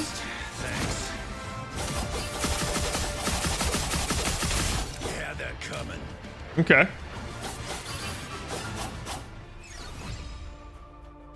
Yeah. Hey, yo. So what are tanks supposed to do? Tank. The problem was they were just a very coordinated group, and like, I'm gonna be honest, I'm not sure our healers actually did that much. Yeah, the cloak did a bunch, the mantis didn't do too much, and there's no real point in playing mantis if you're not gonna get kills. So like, it didn't, I didn't really feel their presence too often. Big plays, right? Yeah. I mean, like Strange's ult is really good. I didn't even really get to use his portal, just because. All right, that's everybody for right now. So like that was just an exceptionally bad game. But like, it was one of those where like I've had to play Strange a couple times before. Normally, I don't have that hard of a time though. Like, Pick your hero. I don't know why. That one was just like I felt discombobulated. We are cloak and dagger. We are hope and fear. It's like at that point I would have just been better to just go DPS and let's go single tank, because a little bit that's probably what we should have done into Wolverine. Like Wolverine, whenever someone runs Wolverine, you don't want to run double tank. It's just nasty.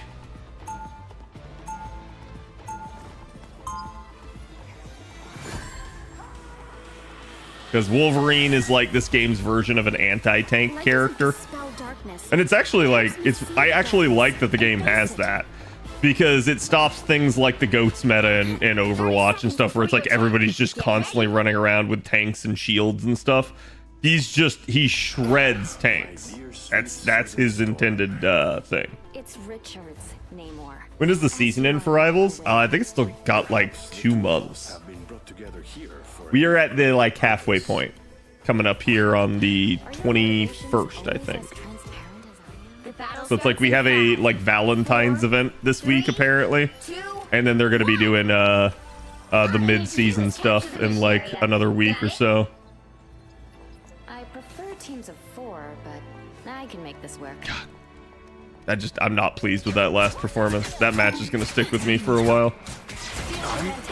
Oh my god. What's with all the widows all of a sudden? It's really weird and irregular.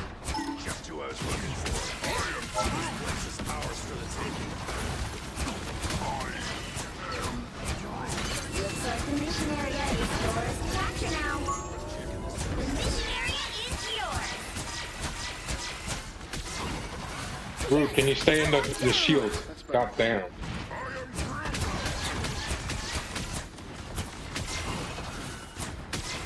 No.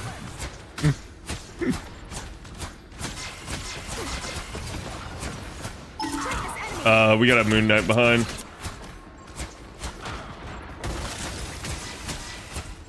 Yeah, so A little help, please. I'll get you next time.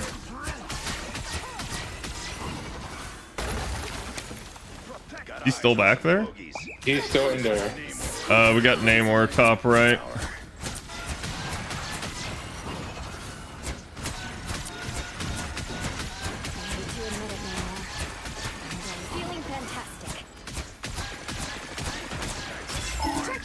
We are getting hard pushed.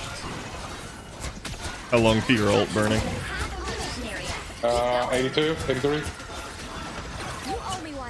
I'll ult when they get in the point then. Yeah. Oh, the Namor killed me. am ready to put on a show.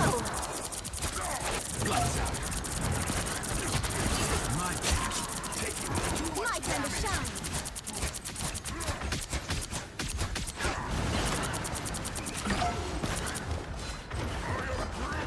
I do have all.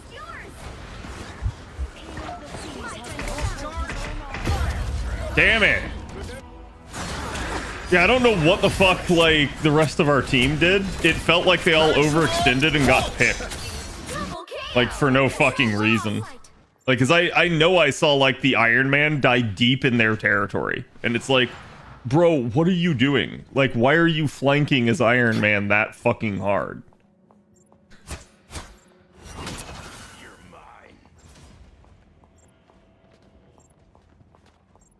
I am Groot.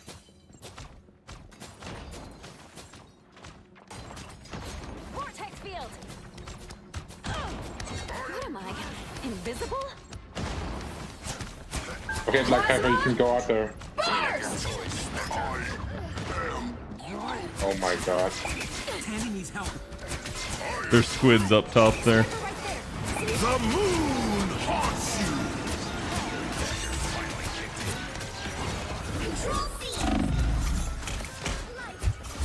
Jesus, dude, like, come on, people. What happened up top, Burning? I got killed by the Widow ult. Hold on.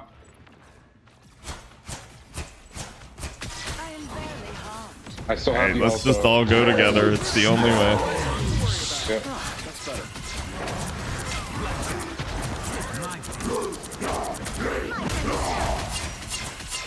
Everybody needs a hand sometimes. Or a dagger.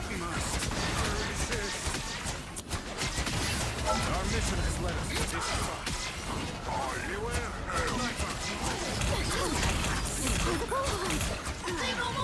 Guys, Oh my god. fucking kill the goddamn Unk. Like, come on! And like, this is ridiculous. Double KO. I'm dead purely due to ricochets and Unks. And nothing else. And I have ult. You'll have to keep fighting until we have a winner. The moon haunts you. Iron Man, get on the fucking point.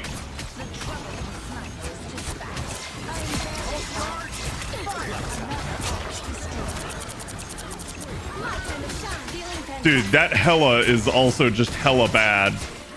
Yeah. Treacherous enemy. Oh. My time to shine.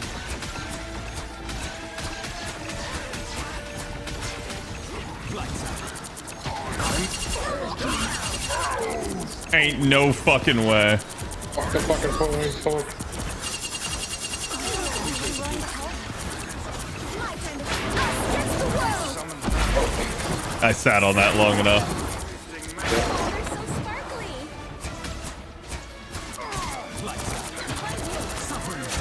Feeling fantastic. She's off point? That's surprising. Yeah, She looked like she apparently. was on point to me. Yeah. Maybe she like jumped or something. Yeah, I think she did show him. Yeah, no, that our group People are kept always like afraid of trying time. to split They just apart, don't know him. and like we never fought as a team, and then everyone just kept getting picked randomly by different shit, and it's like, I don't know what the fuck you guys want to do. Like, don't go elsewhere if you can't handle like one-on-ones, right? Like again, like the Iron Man flew deep into enemy territory and just died like an idiot, and it's like, then why would you do that? Like, there's times where I'm just like, I don't understand these people. The battle starts in 5, 4, 3, 2, 1. All you need to do is Yeah, the capture Iron Man is area. 4 and 5. Got The it? Hela is 6 and 4. So like, literally everybody else in this team is carrying them. Actually, the Strange is 4 and 4 too. He was the Wolverine.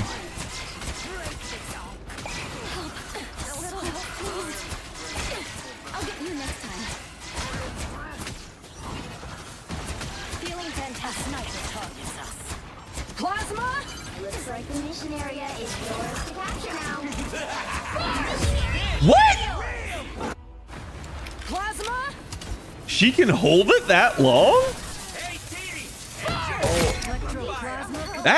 That's wild, dude. Oh, I've that was never about- seen a Widow hold her ult that long. They've got the numbers. Because if I'd have known that, I would have skedaddled. Control lost. So that one's kind of on me, I guess.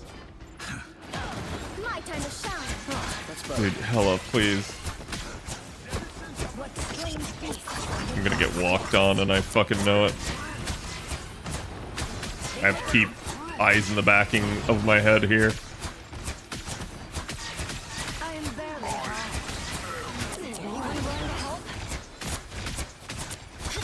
Good medicine. I also don't know where the Widow is. God. Bro.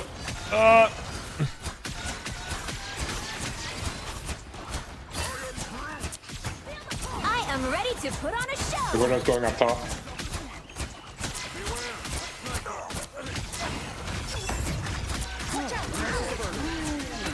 Behind you. Track this enemy. I got There's her. the Widow, yeah. She'll die to me. She's dead. Waypoint. Nope. Fuck. Everybody needs I don't know how, but bro missed. And now I can't get back into my fucking ult! Jesus!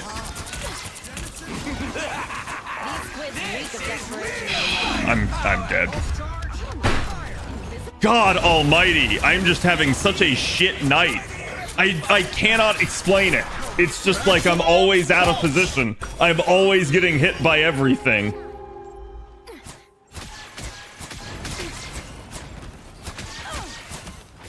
I missed the... Oh, I missed the circle. Kidding me. so cold.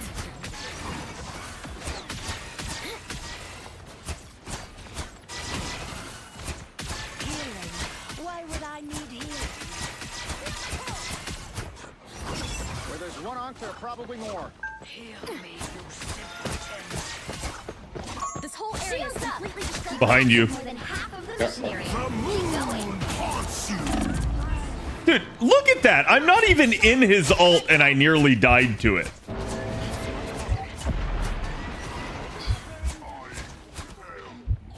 I unleash the Vishanti's Bro, we just killed him! by the eye of Agamotto. Seriously, how many gods? I know what it is. It's the DPS are bad. That's really what it is. Like, the DPS are not taking care of anything, so you have to spend the time to do it. And anytime you spend the time to do it, like, one of the tanks dies. Like somebody dies for their sins. I am ready to put on a show.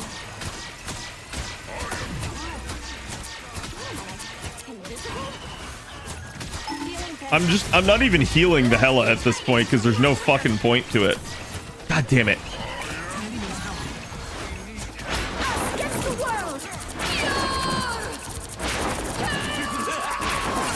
This is real firepower. Behind you. Dude, how?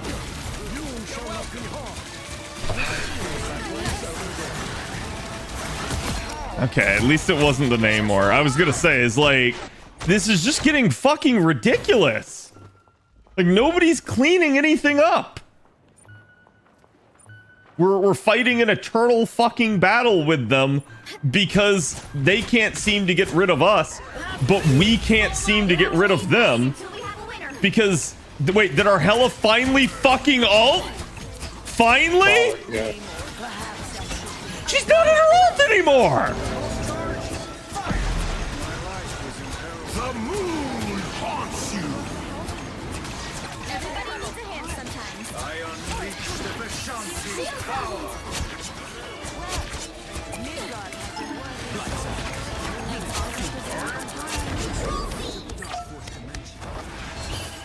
Oh, he's so fucking lucky I couldn't get up there to him. Okay. My time to shine. God. Like, yeah, I don't know why. Easy. Bro. Who said that? Ink, Grammy. Another epic victory. Big win. Dude, I don't ever want to see a 6-13 Iron Man go easy. Jarvis, look at the scoreboard.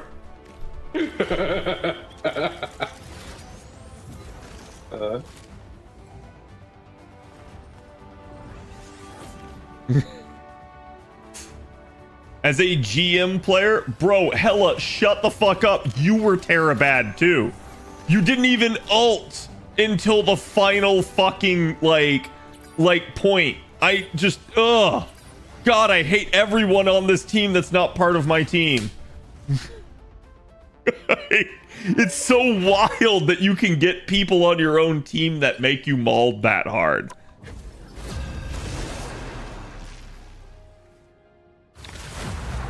Imagine shit talking as a DPS. And no, like, you can shit talk as a DPS when you pop off. You can't shit talk when you're 6-13. Like, when the healer out fucking killed you, you don't have the right to talk. I'm sorry, it's just like, no. God, maybe I'll get just a normal, conventional front-to-back game, and I won't feel like everything is John fucking Madden all over the place. I'm talking as a shit DPS. No, like I said, it's fine, right? It's just like, bro, don't say easy when we almost lost because of you. Like, don't say easy. Without Ty, I wouldn't know the real power. That shit just salts me. Get ready. Do I go rocket to buff the Bucky? Get the stars out of your eyes and let us fight. We are cloak and dagger. I'm gonna do it against my better judgment. I'm gonna pray it's a good Bucky. I hope so too. The battle starts in 5, 4, 3, 2, 1. All you need to do is capture the mission area. Got it? Didn't think I'd have to be back here so soon. I just find it hilarious. I do too, but it's like, that shit makes me mauled where it's like, the DPS are giving me a conniption, and then they want to talk shit. And it's like, look, at least if you're gonna talk shit, don't be a burden to your team.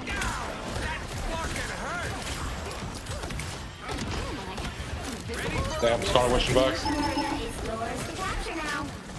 I mean, in our back, I mean. Capture the mission area.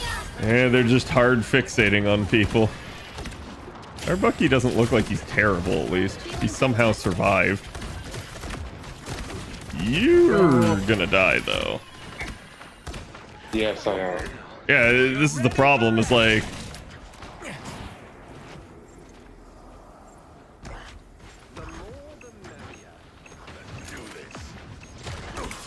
Oh, bro, you gonna just climb walls all day, or you gonna fucking do your goddamn team, bro? Even better than my mutant power.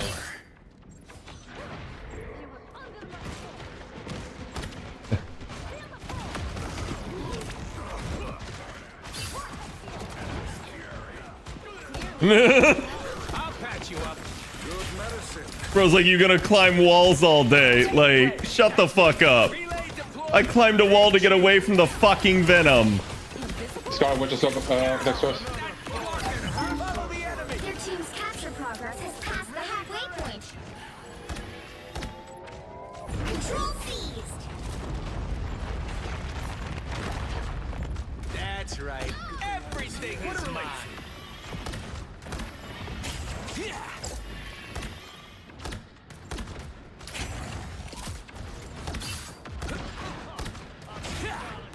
Armor patch here. Pay up. Much better. You're ready for edge. Your powers are mine. Fantastic! Disappear. Ha! Ha-ha!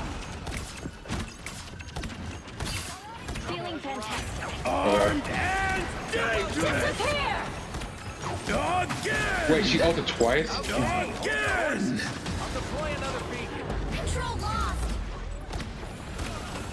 Anyone willing to help? My good deed. Careful burning. Yep. You're ready for action. Damn it.